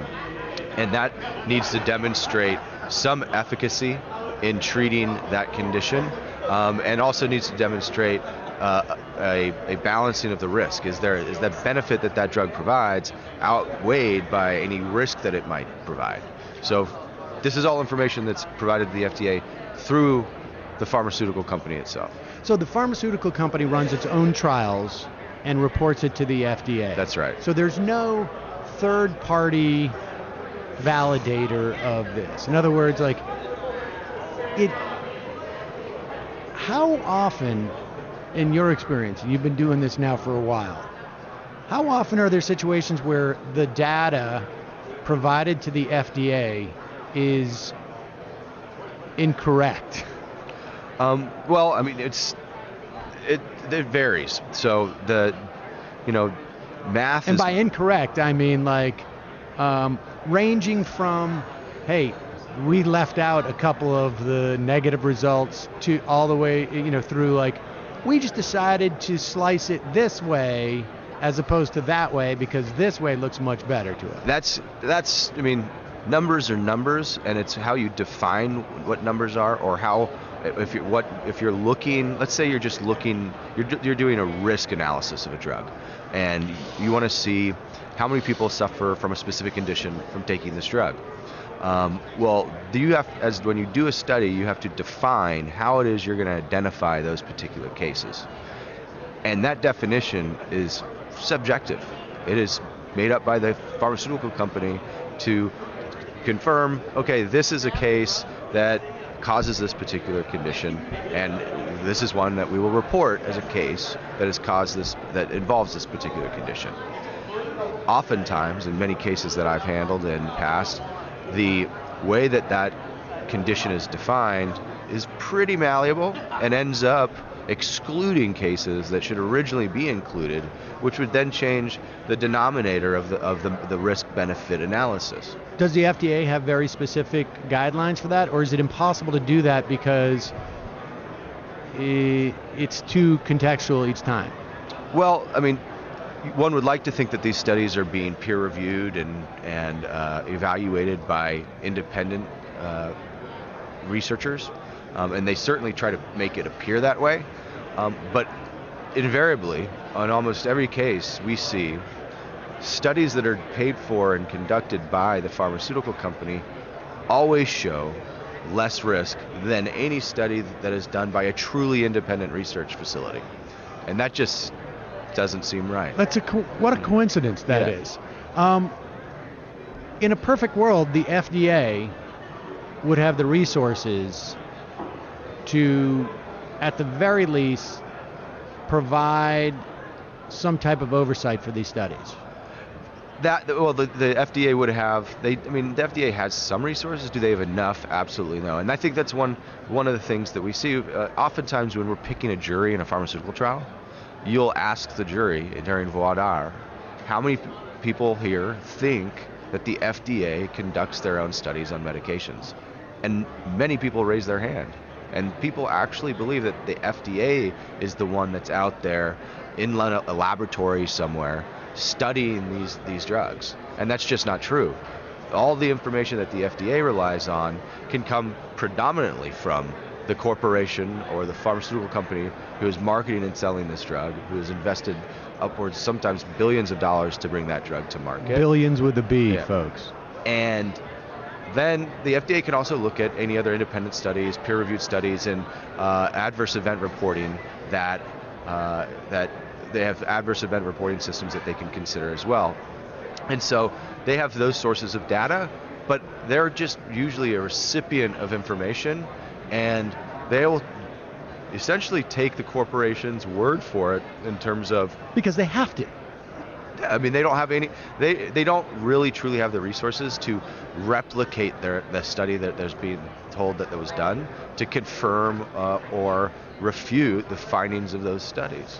And so in many respects, and I want to get back to Abilify, but in many respects, essentially what you guys are, and this is another example of it, certainly saw it within the securities world too, you guys are basically deputies of these agencies in some way. You know, we got to round up a posse from the local townspeople.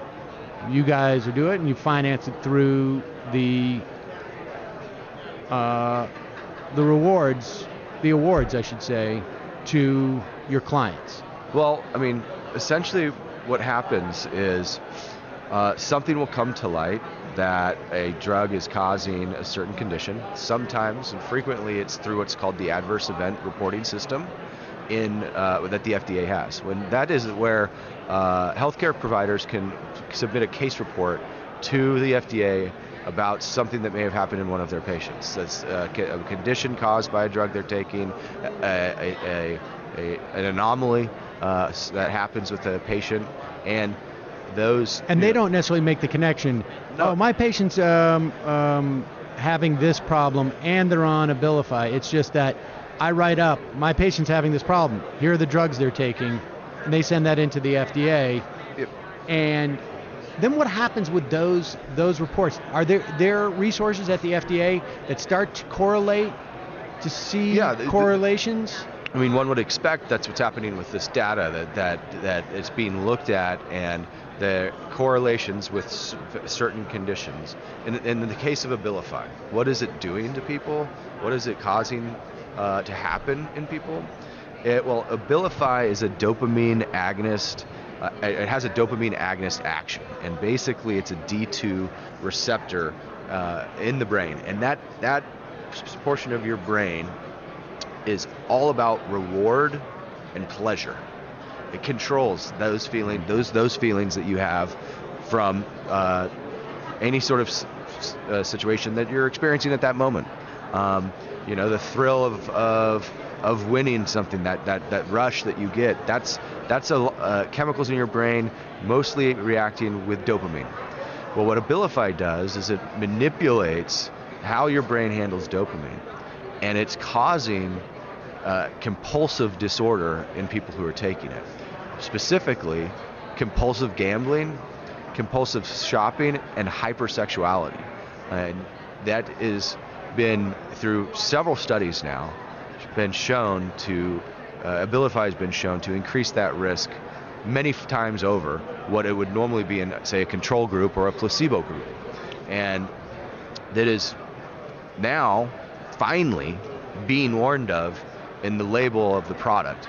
But the story of how that had to happen is pretty compelling, because what we do know is that is in the early 2000s, the drug came out in 2002, almost immediately after coming out, that we know that Bristol Myers Squib and Otsuka Pharmaceuticals were getting case reports of unexplained compulsive behavior in Abilify users.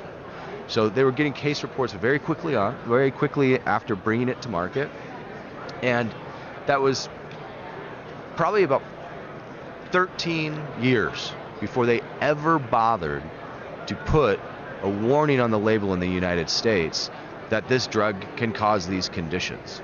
And not only that, it, as you said before, it sounds like they knew it was happening in these patients who were getting it for schizophrenia and these other two indications, but did they start to promote the off-label sales of this during that period where they're getting this information? Well, and I want to tie this back to the adverse event reporting. We know that between 2009 and 2011, the FDA received 4,599 adverse event reports for Abilify. 159 of those were for children. Abilify was indicated for adults. Giving a drug to a child that isn't indicated for a child is another off-label situation. We also know that there are other psychological conditions or emotional conditions, simply just depression, that Abilify was being promoted as an enhancement to, say, an antidepressant. So if somebody's Prozac wasn't working right, then Abilify would be added to that regimen to help increase the effectiveness of the original antidepressant that they were on. We know that Bristol Myers Squib, they paid almost $11 million to tens of thousands of doctors to meet with them and tell them all the benefits of these drugs. Well, a doctor isn't just going to make a decision to give somebody a drug in a vacuum. There's a reason doctors were prescribing these drugs for things that they were not indicated for, and it was because the company itself was encouraging doctors to do that. All right. So how, if not necessarily in this instance, because, and I don't know, maybe you can make those assessments in this instance, but broadly speaking, what are the mechanisms in which that happens? I mean, I remember being on a train with a guy who was part of the internal operation, I can't remember the drug company now, where it was his job to make sure that sales reps weren't going out to the doctors and saying like, hey, Dr. Stevens down the road is having a lot of success with this drug. I know it's indicated for X, but he's also having really good weight loss results with this drug. So I'm just saying, you may want to prescribe it for weight loss, even though that's not indicated. I mean, that to me sounds like the first order of how that happens, right? I mean, that's textbook off-label promotion, which is, under the FDA regulations, improper. Now, corporations have come up with... Is it improper or is it illegal? It's illegal. I mean, it's improper.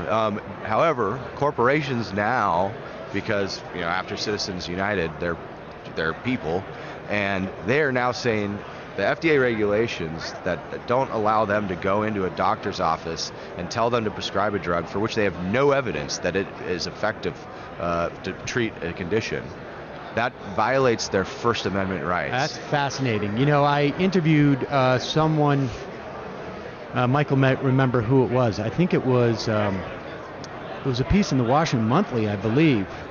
And people can, yes, Haley Sweetland Edwards, right, about corporations using the First Amendment on a wide array of issues, ranging from like, you can't force us to tell our employees to wash our hands. You're inhibiting our First Amendment rights. To all sorts of like OSHA regulations. And I hadn't heard that they were. That's fascinating. Has that been challenged? Those issues are being litigated. One context in which they are being litigated is under the False Claims Act cases, where off-label promotion is considered a false claim. So when, say, Medicaid or Medicare is billed for the use of a drug, but it's being billed for a non-indicated use, that shouldn't be a compensable claim. And if they're out promoting the off-label use of drugs, that in and of itself, when it results in a payment by the government for that, is a false claim. So under that regulatory scheme, we're seeing these False Claims Act cases being brought based on off-label marketing and improper promotion. And one of the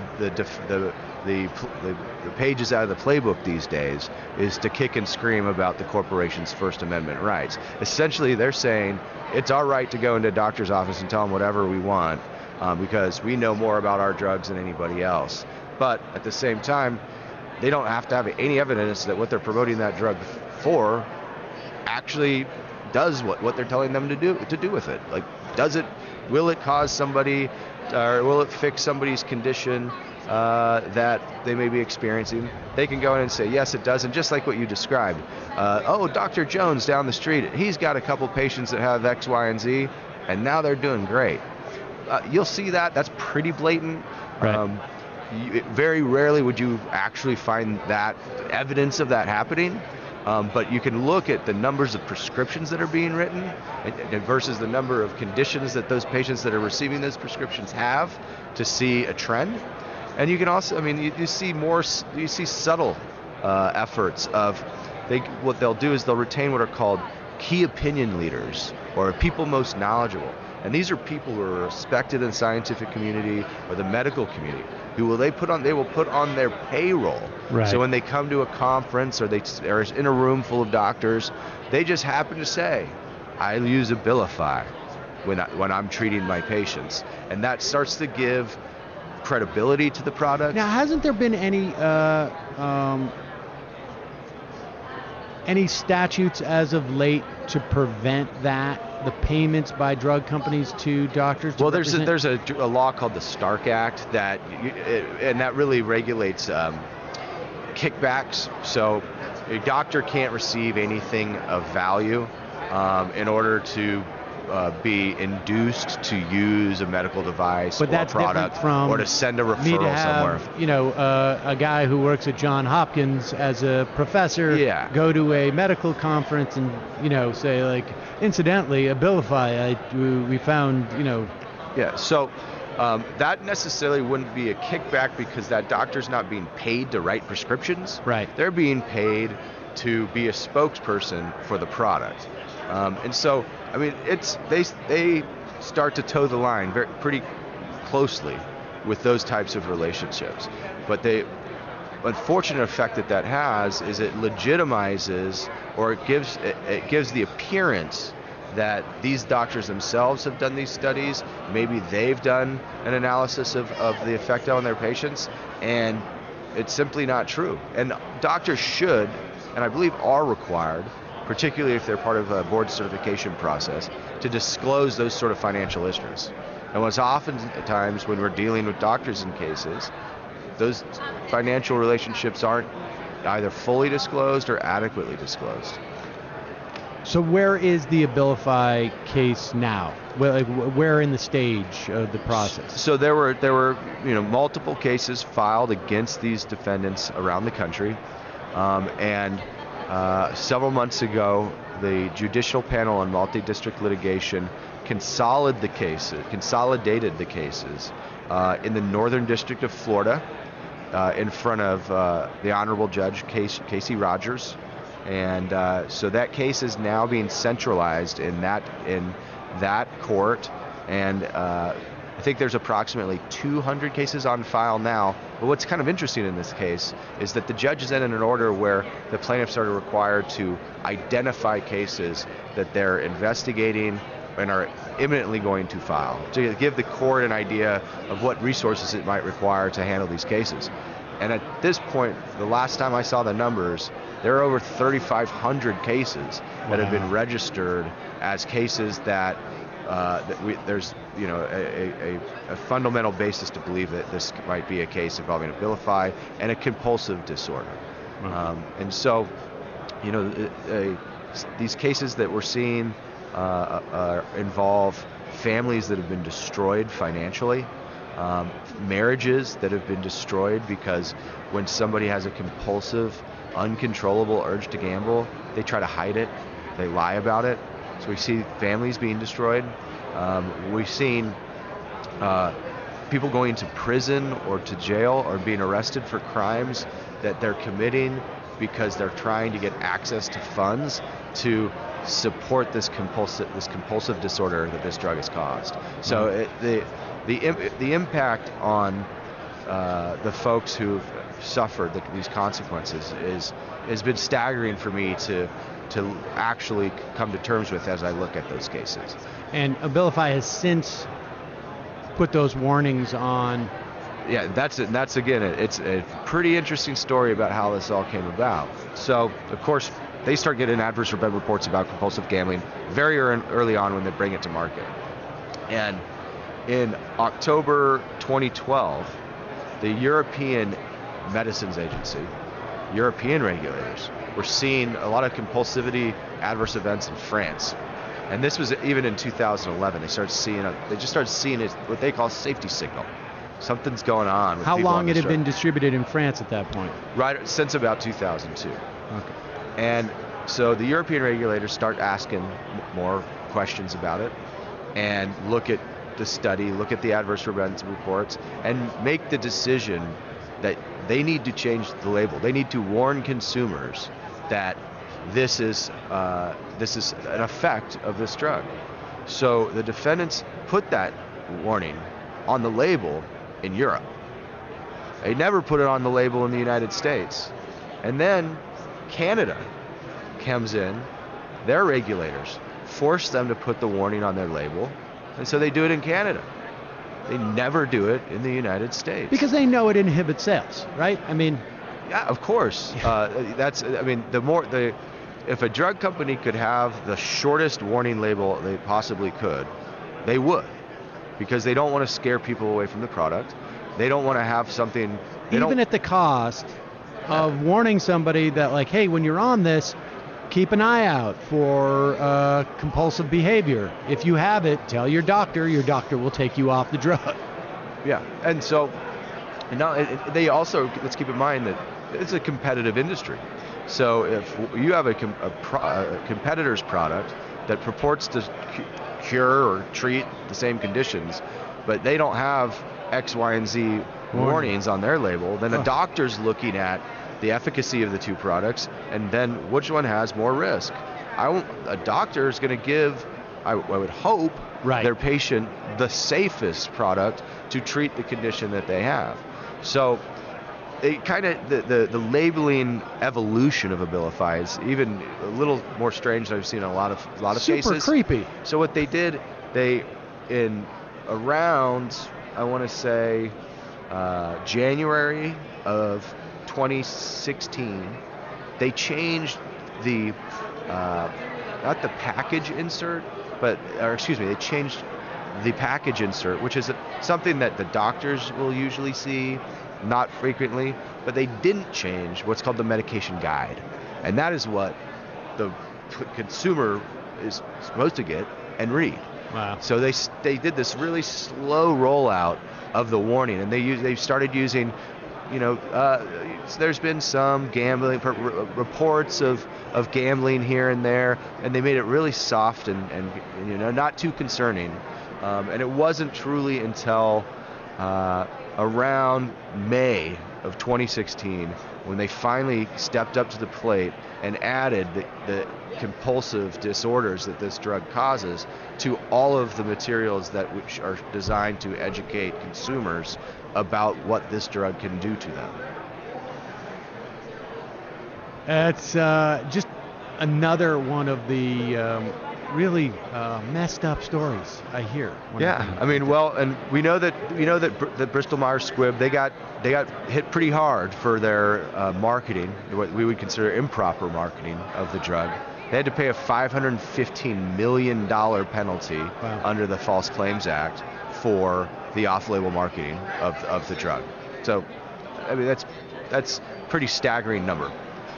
But keep in mind that this is a drug that was one of Bristol Myers Squibb's top-selling products and made Bristol Myers Squibb's $2.3 billion in 2013 alone. In 2013 alone? Yes. Holy crap. So that shows you the analysis that a company can do and say, hey, it's a cost of doing business. Unbelievable. Chris Paulos, thank you so much. Really fascinating story. Good luck with the litigation if it comes to that. All right, folks. If you're gonna be a compulsive gambler, just win. What's the problem? Right. Just win. I prefer my compulsive gamblers who win, but that's just me.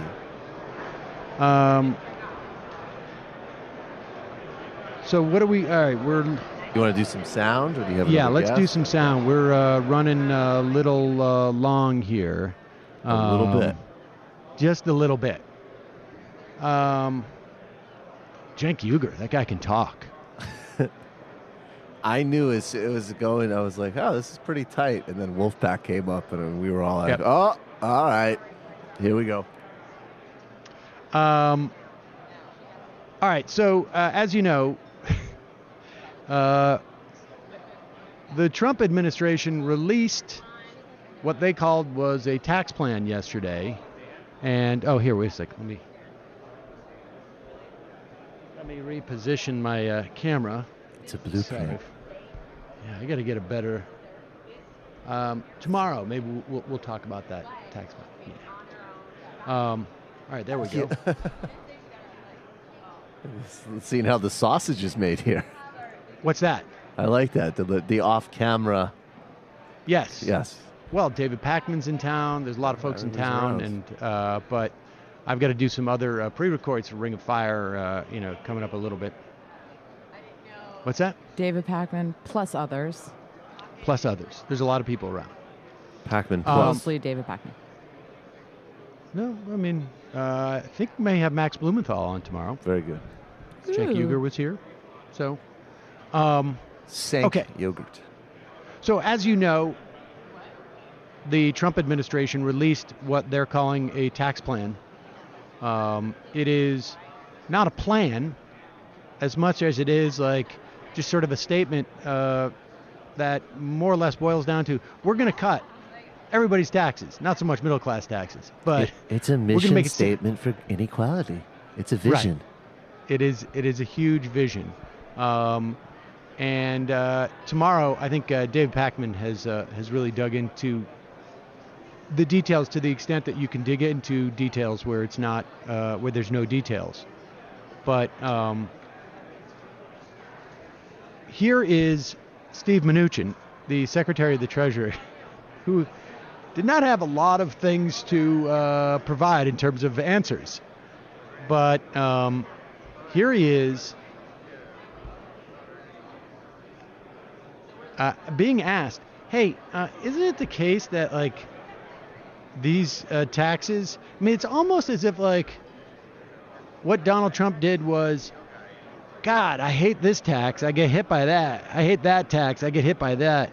That AMT tax and no deductions in these states, man, that's one of the things that really irks me when I have to sign that check to the government. Those are Let's get rid of the ones we got to get rid of. I mean, you just look at it. I can actually really go through this at a very personal level.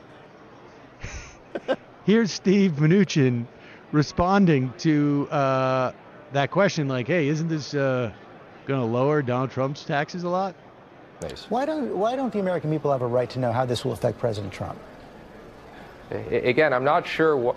The American public has lots of information on the president's financials. He's released more information, and people have lots of information. And the American public, you saw, people voted for the president, and you say he's released more information. He's the only president in modern times who hasn't released since Nixon, who hasn't released his tax returns. That's not more information. That's far less.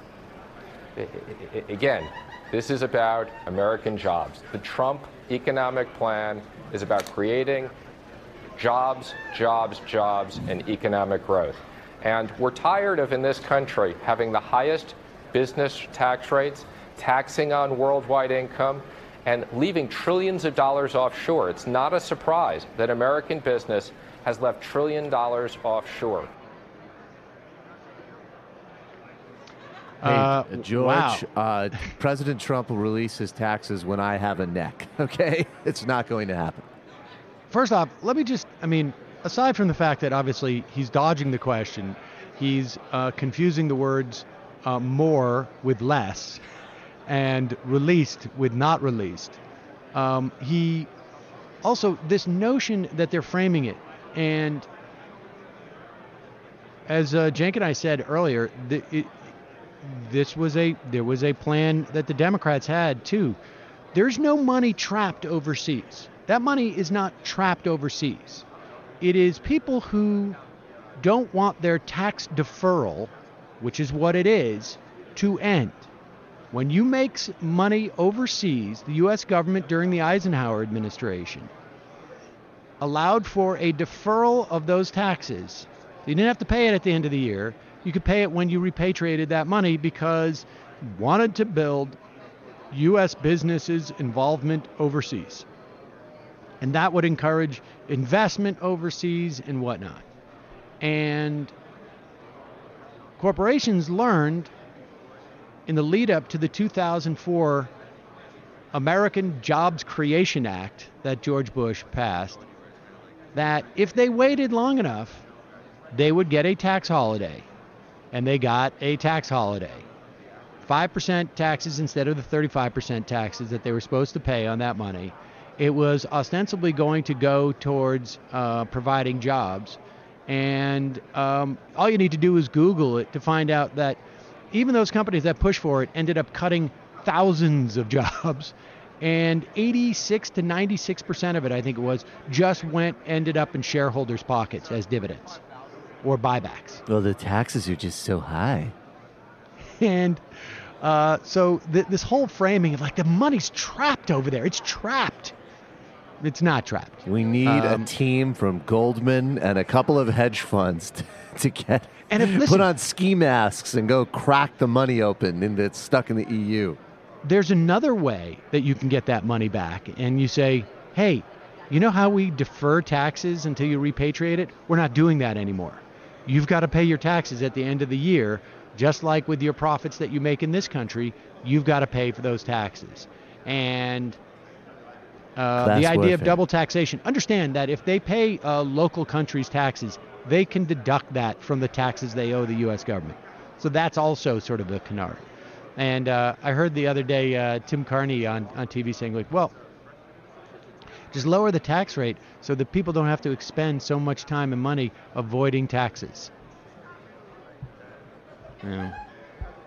If you just lower the penalty for killing somebody, it would be less complicated to prosecute those cases.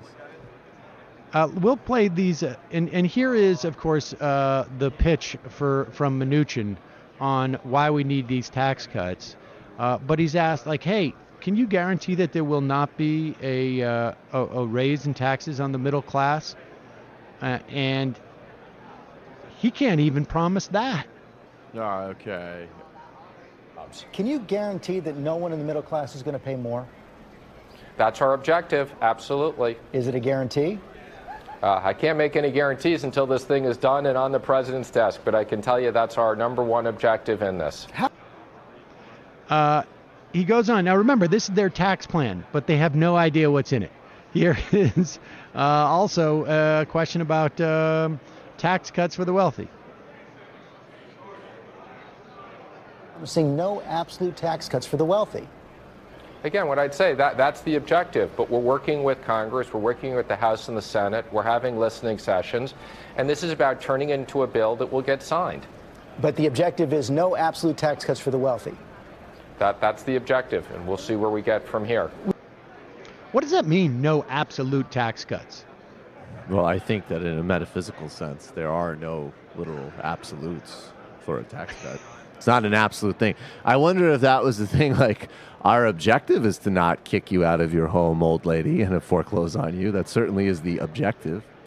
Right. No, our objective is not for you to get kicked out of your home. Our objective is to make as much money as possible. Just so happens as a byproduct. Right. You get kicked out of your home. Can you imagine sitting next to that disgusting face, and he's just like, okay, our goal, okay, is not for you to be kicked out of your home, okay? But I also want to produce Hollywood movies. So if that means that you and your family are homeless, then, I mean, okay, it's not our objective, but it's a byproduct, okay? But it's not absolute. It's not absolute. All right, let's also, over the past, 48 hours now, we have Trump, I believe, has dropped his demands that the Democrats vote for a bill that would fund the wall with U.S. taxpayer money. I don't know what's going to happen. My understanding is also that he issued a secret threat to Nancy Pelosi that we're going to cut the funding for Obamacare. While simultaneously making a deal with supposedly the Freedom Caucus to provide a even worse replacement bill for Obamacare than the one that was getting 17% approval. Meanwhile, here is the Republican National Committee chair, Ronna Romney McDaniel. And she's basically telling Donald Trump, like, look, we're going to have a problem if you don't keep any of your promises at all. Yeah, so especially, I think more than anything else, Rana, that promise is just something that's not something there's a lot of wiggle room on, or any wiggle room, because it became the mainstay of his rallies. The ones I attended, of course, the ones every single rally. There wasn't a rally where he spoke where he didn't talk about this wall is going to get built, and of course then he added Mexico's going to pay for it. The crowd started chanting, and that thing doesn't get built for whatever reason, and I can see the campaign commercials already being cut. So then comes the problem, how's the wall going to get paid for if we have members of Congress who behind closed doors, and I know this for a fact, are laughing about the idea of a wall getting built? How do we convince them to do the right thing on this? Pause it 1 second. That's, of course, talk radio host Laura Ingraham asking the RNC committee chair. One question she's not asking is, like, why are they laughing about that wall? Oh, because it was a joke from the beginning? Right. That question she's not asking. She's asking, like, hey, what happens if? Go ahead, continue. Well, they're going to lose the trust of our base. If we don't keep our promises, our base is going to walk away. And they're going to feel like, hey, you said one thing on the campaign trail to get elected, and then you didn't act on it. And right now the base is very happy with the president. He's taking decisive action on trade. I mean, you saw yesterday or the day before when they're talking about Canada and some of the unfair things they've been doing with NAFTA, TPP. You've seen jobs coming back. You've seen our national security standing rise in this country. I mean, action. Wow. I know there's. I mean, this is like it's like an Escher painting, right? I mean, like, they're laughing at people about this idea of the wall. Meanwhile, she goes off to list a list of things that he has again broken his promises. The idea that our national security standing has risen in some fact is ridiculous. The idea that jobs have come back is ridiculous. The idea that, I think, to be fair, by the time she said this, she wasn't aware that he'd already reversed himself on the NAFTA thing. And TPP was already dead. President Obama, though, never had the balls to sit next to the Chinese premier and shove chocolate cake in his mouth and be like, you know what? Just launched a couple of Tomahawk missiles because of beautiful babies. What do you think about that? How's chocolate cake? Yeah, how's the chocolate cake? What else? Is there any more on that one, Matt? That's good. No, that was it. Stunning. Not really, right? Even when complaining about him not maintaining his promise, they are lying about him maintaining his other promises. Also, are we sure the base is going to walk away if he folds on this promise? I'm not so sure of that. They might not even notice. Well, no, I think you're starting to see it, though. I think with the focus group on CNN with the supporters from New Hampshire, which is like the escape hatch is that it's so corrupt and it's so unfair that we're in a really bad place because even the greatest negotiator of all time can't break the liberal stronghold over, not building a wall or whatever. They're just mad that he's draining the swamp. Yeah. It's so dry in that drained swamp that he can't get the moisture he needs to do what he's doing. Yeah, your average lobbyist and member of Congress is like, I'm just so livid that you made it easier for oil companies to bribe foreign governments. We're not going to build the wall.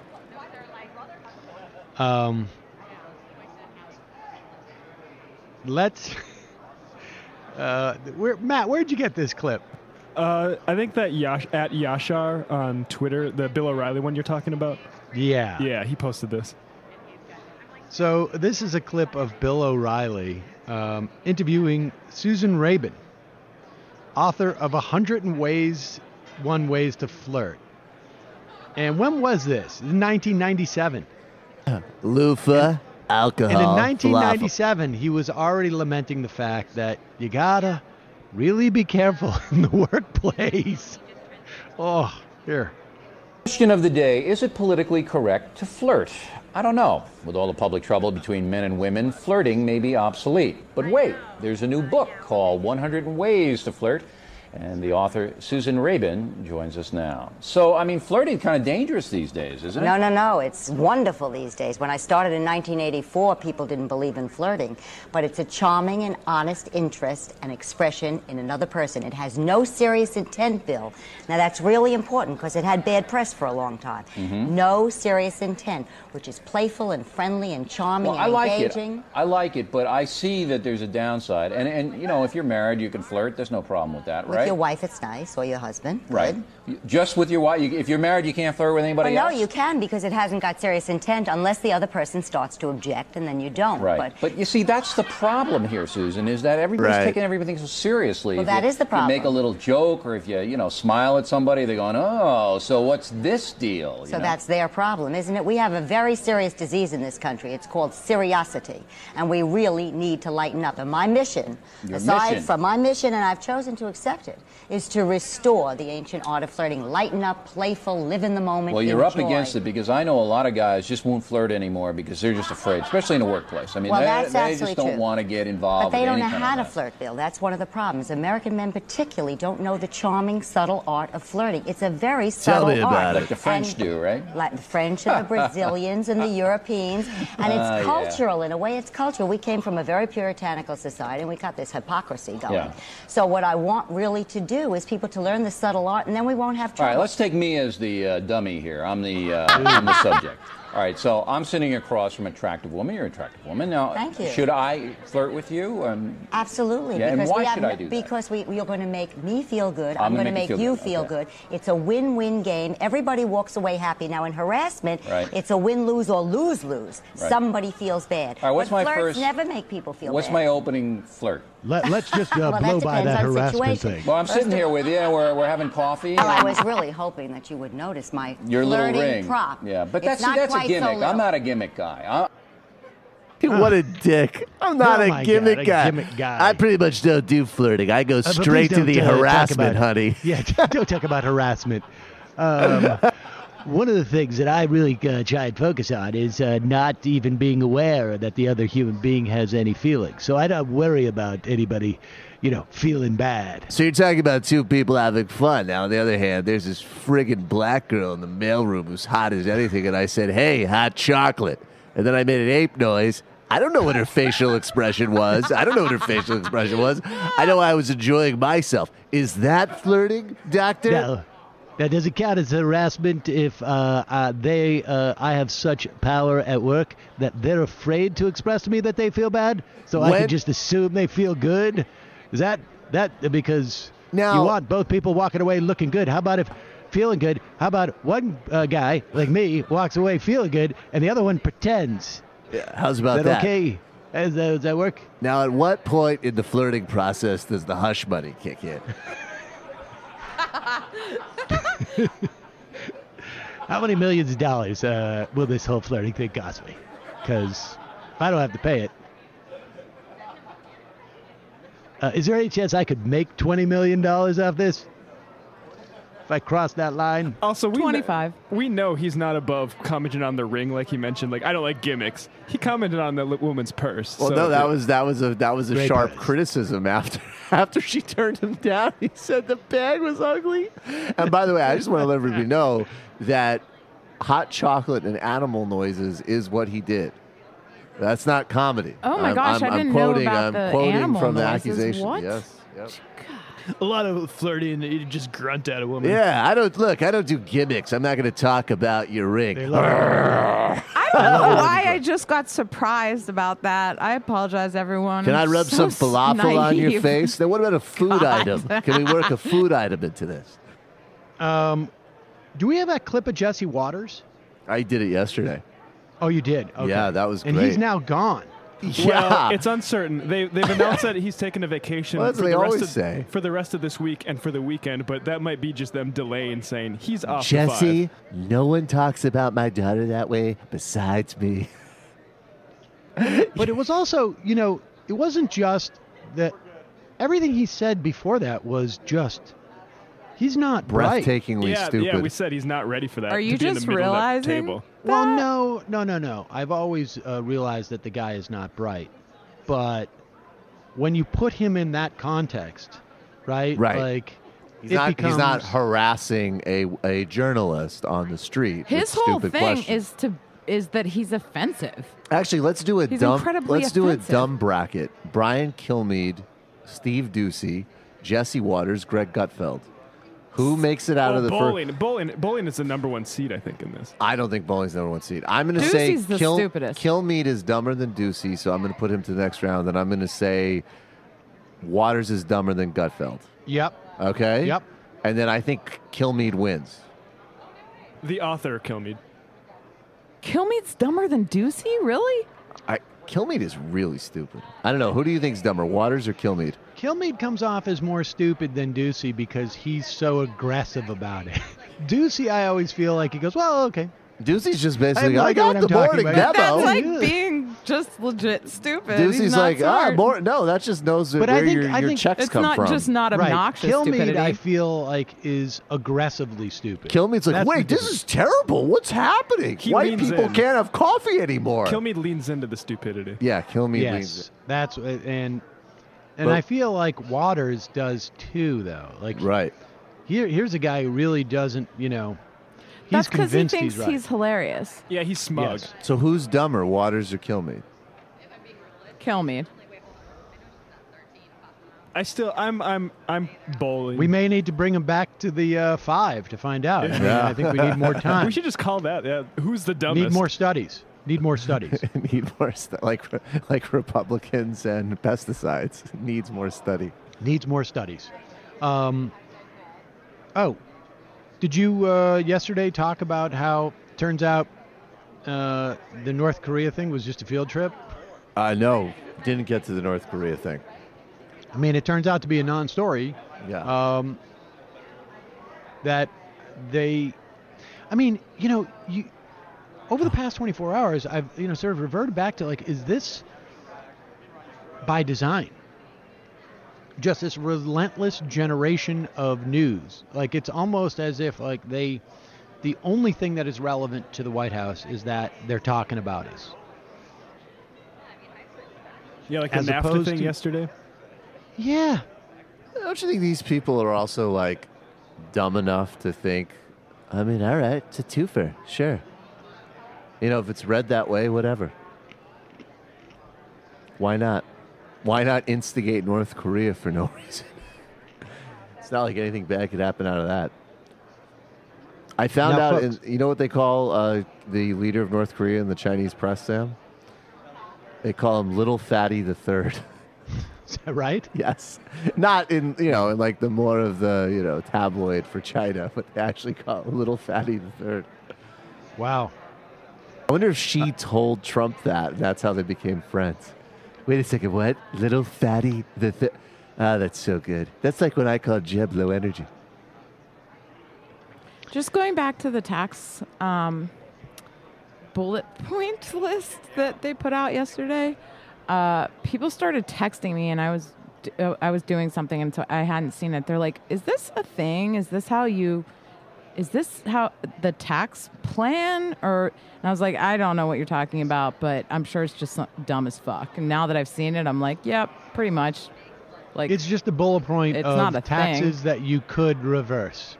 I just answered. I was like, no, it's just something that's dumb as hell, and I don't even have to see it. The end.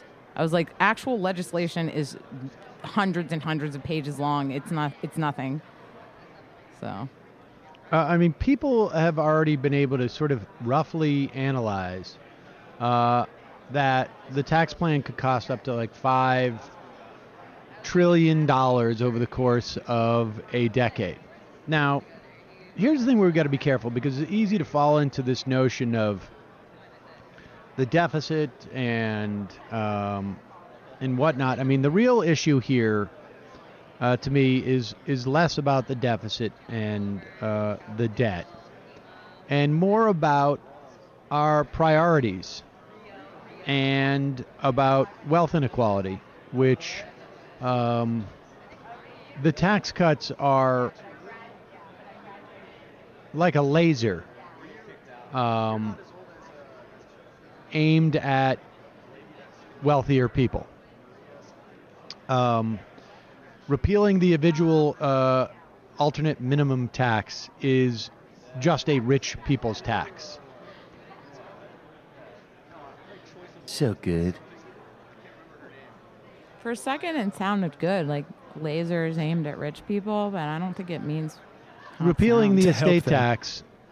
Now, you're talking about people, I think it is $11 million. I think it is between a couple at this point. You get the first $11 million without being taxed. After that, I think it's like 45%. I got to check. So unfair. It's so tough. So tough to pass the billions. There are other taxes. We'll talk about this tomorrow. But let's just play one more clip. I hate to see this type of fighting, ladies and gentlemen.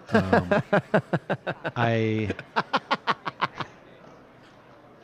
feel like I get enough of this at home.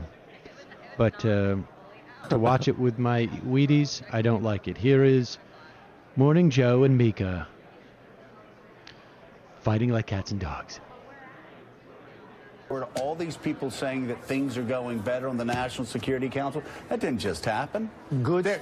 There was a battle inside the White House, and guess what? Jared and Ivanka won. It would be unreasonable to say that there are not any goods that may follow from nepotism, but it's still nepotism. Well, as it was when my hero, my political hero, we just talked about, was appointed Attorney General for his brother. And Republicans didn't like that back then. I think if you looked at Bobby Kennedy's record, you'd say some good things came out of that. And no, Ivanka Trump and Jared. Trump to Bobby Kennedy? You don't have to be so snotty. No, I was about to say, you didn't let me get it out. You don't have to be so rude. Well, no, the fact of the matter is that they are not Bobby Kennedy, as I was about to say. But you wanted to get your cheap shot in, so you got your cheap shot in. No, I'm not saying Jared and some people or Bobby Kennedy. Bobby Kennedy did a lot of things before he became Attorney General of the United States of America. But I am saying, just like when John Kennedy had a question, he called the one person he could trust in the world, Bobby Kennedy, to come into the Oval Office, and they sat there and talked. Wow.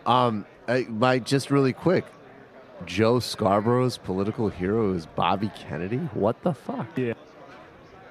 He seems really jacked up. Just a lot of Morning Joe. They definitely had a bad night. There's a lot of tension there. Bad night last night. I want to add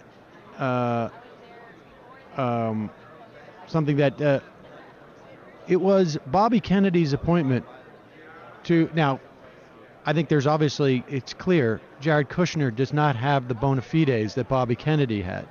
But following Bobby Kennedy's appointment, I don't know. There were laws put into place against nepotism. In fact, JFK could not appoint RFK as Attorney General, I think, today because of that. So, I don't know. Now, apparently, both Mika and Joe have taken the day off to sort things out. JFK was quoted about making his brother Attorney General and the nepotism, that he wanted to give him a bit of law experience before he became a lawyer. Want to give him a little workout. Being the top law enforcement official in the country is a good practice run. Now, if you'll excuse me, I have to go take a bath. All right, well, folks, I'm not going to have time for IMs or calls today because we've run a little bit late. Tomorrow on the program, we're going to have more of this. I'm going to be speaking to Linda Lipson, who is essentially I guess you could call her a lobbyist for a lot of the issues that these lawyers fight for, or more broadly, broadly speaking, access to the courts. And I'll also be talking to Arthur Grant from Public Justice. I spoke to him, I think it was about a year ago, and he had this story about Remington rifles, which were firing by themselves. Automated. Proactive. this is what we need. It's like Uber, but for gun. I don't know. The guns shoot themselves, totally disrupting the gun shooting market. And the trigger finger market's been completely disrupted. But apparently there has been new revelations in that case, very recent. And also want to find out what else he's talking, what else he's been doing. In addition, tomorrow I anticipate talking to David Pakman and to Max Blumenthal, who I believe will be here. So it's all that, folks. Thanks, was I supposed Sam. to do a mid-roll today? Sharp. What did you say? Did I have an ad today? Huh? Yes. An ad? We did. I guess we'll do it tomorrow. Yes. Okay. You look very sharp, Sam. I hope you're having a great time. I'm having a great time. I'm up $300. We heard. I am up $300. Now, I anticipate having to give a little bit back to the casino. That's the way I like to work it. Give a little bit back, and then I take a little bit more. First, I thought you were saying that you were anticipating having to give some of it to just Mila, like she just gets a third automatically somehow. Well, she's I mean, worked a deal on basically you. what it is, it's the quality of the gift I bring back to the kids is basically that. This is what it's a function of. Keychain. It could end up being a keychain. It could end up being a blouse. We'll see. You never know. You never know. It's just like when you gamble. That impression I did of you yesterday, coked out with strippers, seemed like a slightly more exciting experience. I didn't hear that. In the scenario, Sam, you were demanding that the girls' lingerie be Social Security text prints beyond them. Do that. And you love the coke you have, but it was really bothering your allergies and your nose. When Chris Paulos was telling us about Abilify, like compulsive behavior, I was going to be like, oh, you mean like keep checking the status of the Social Security trustee fund?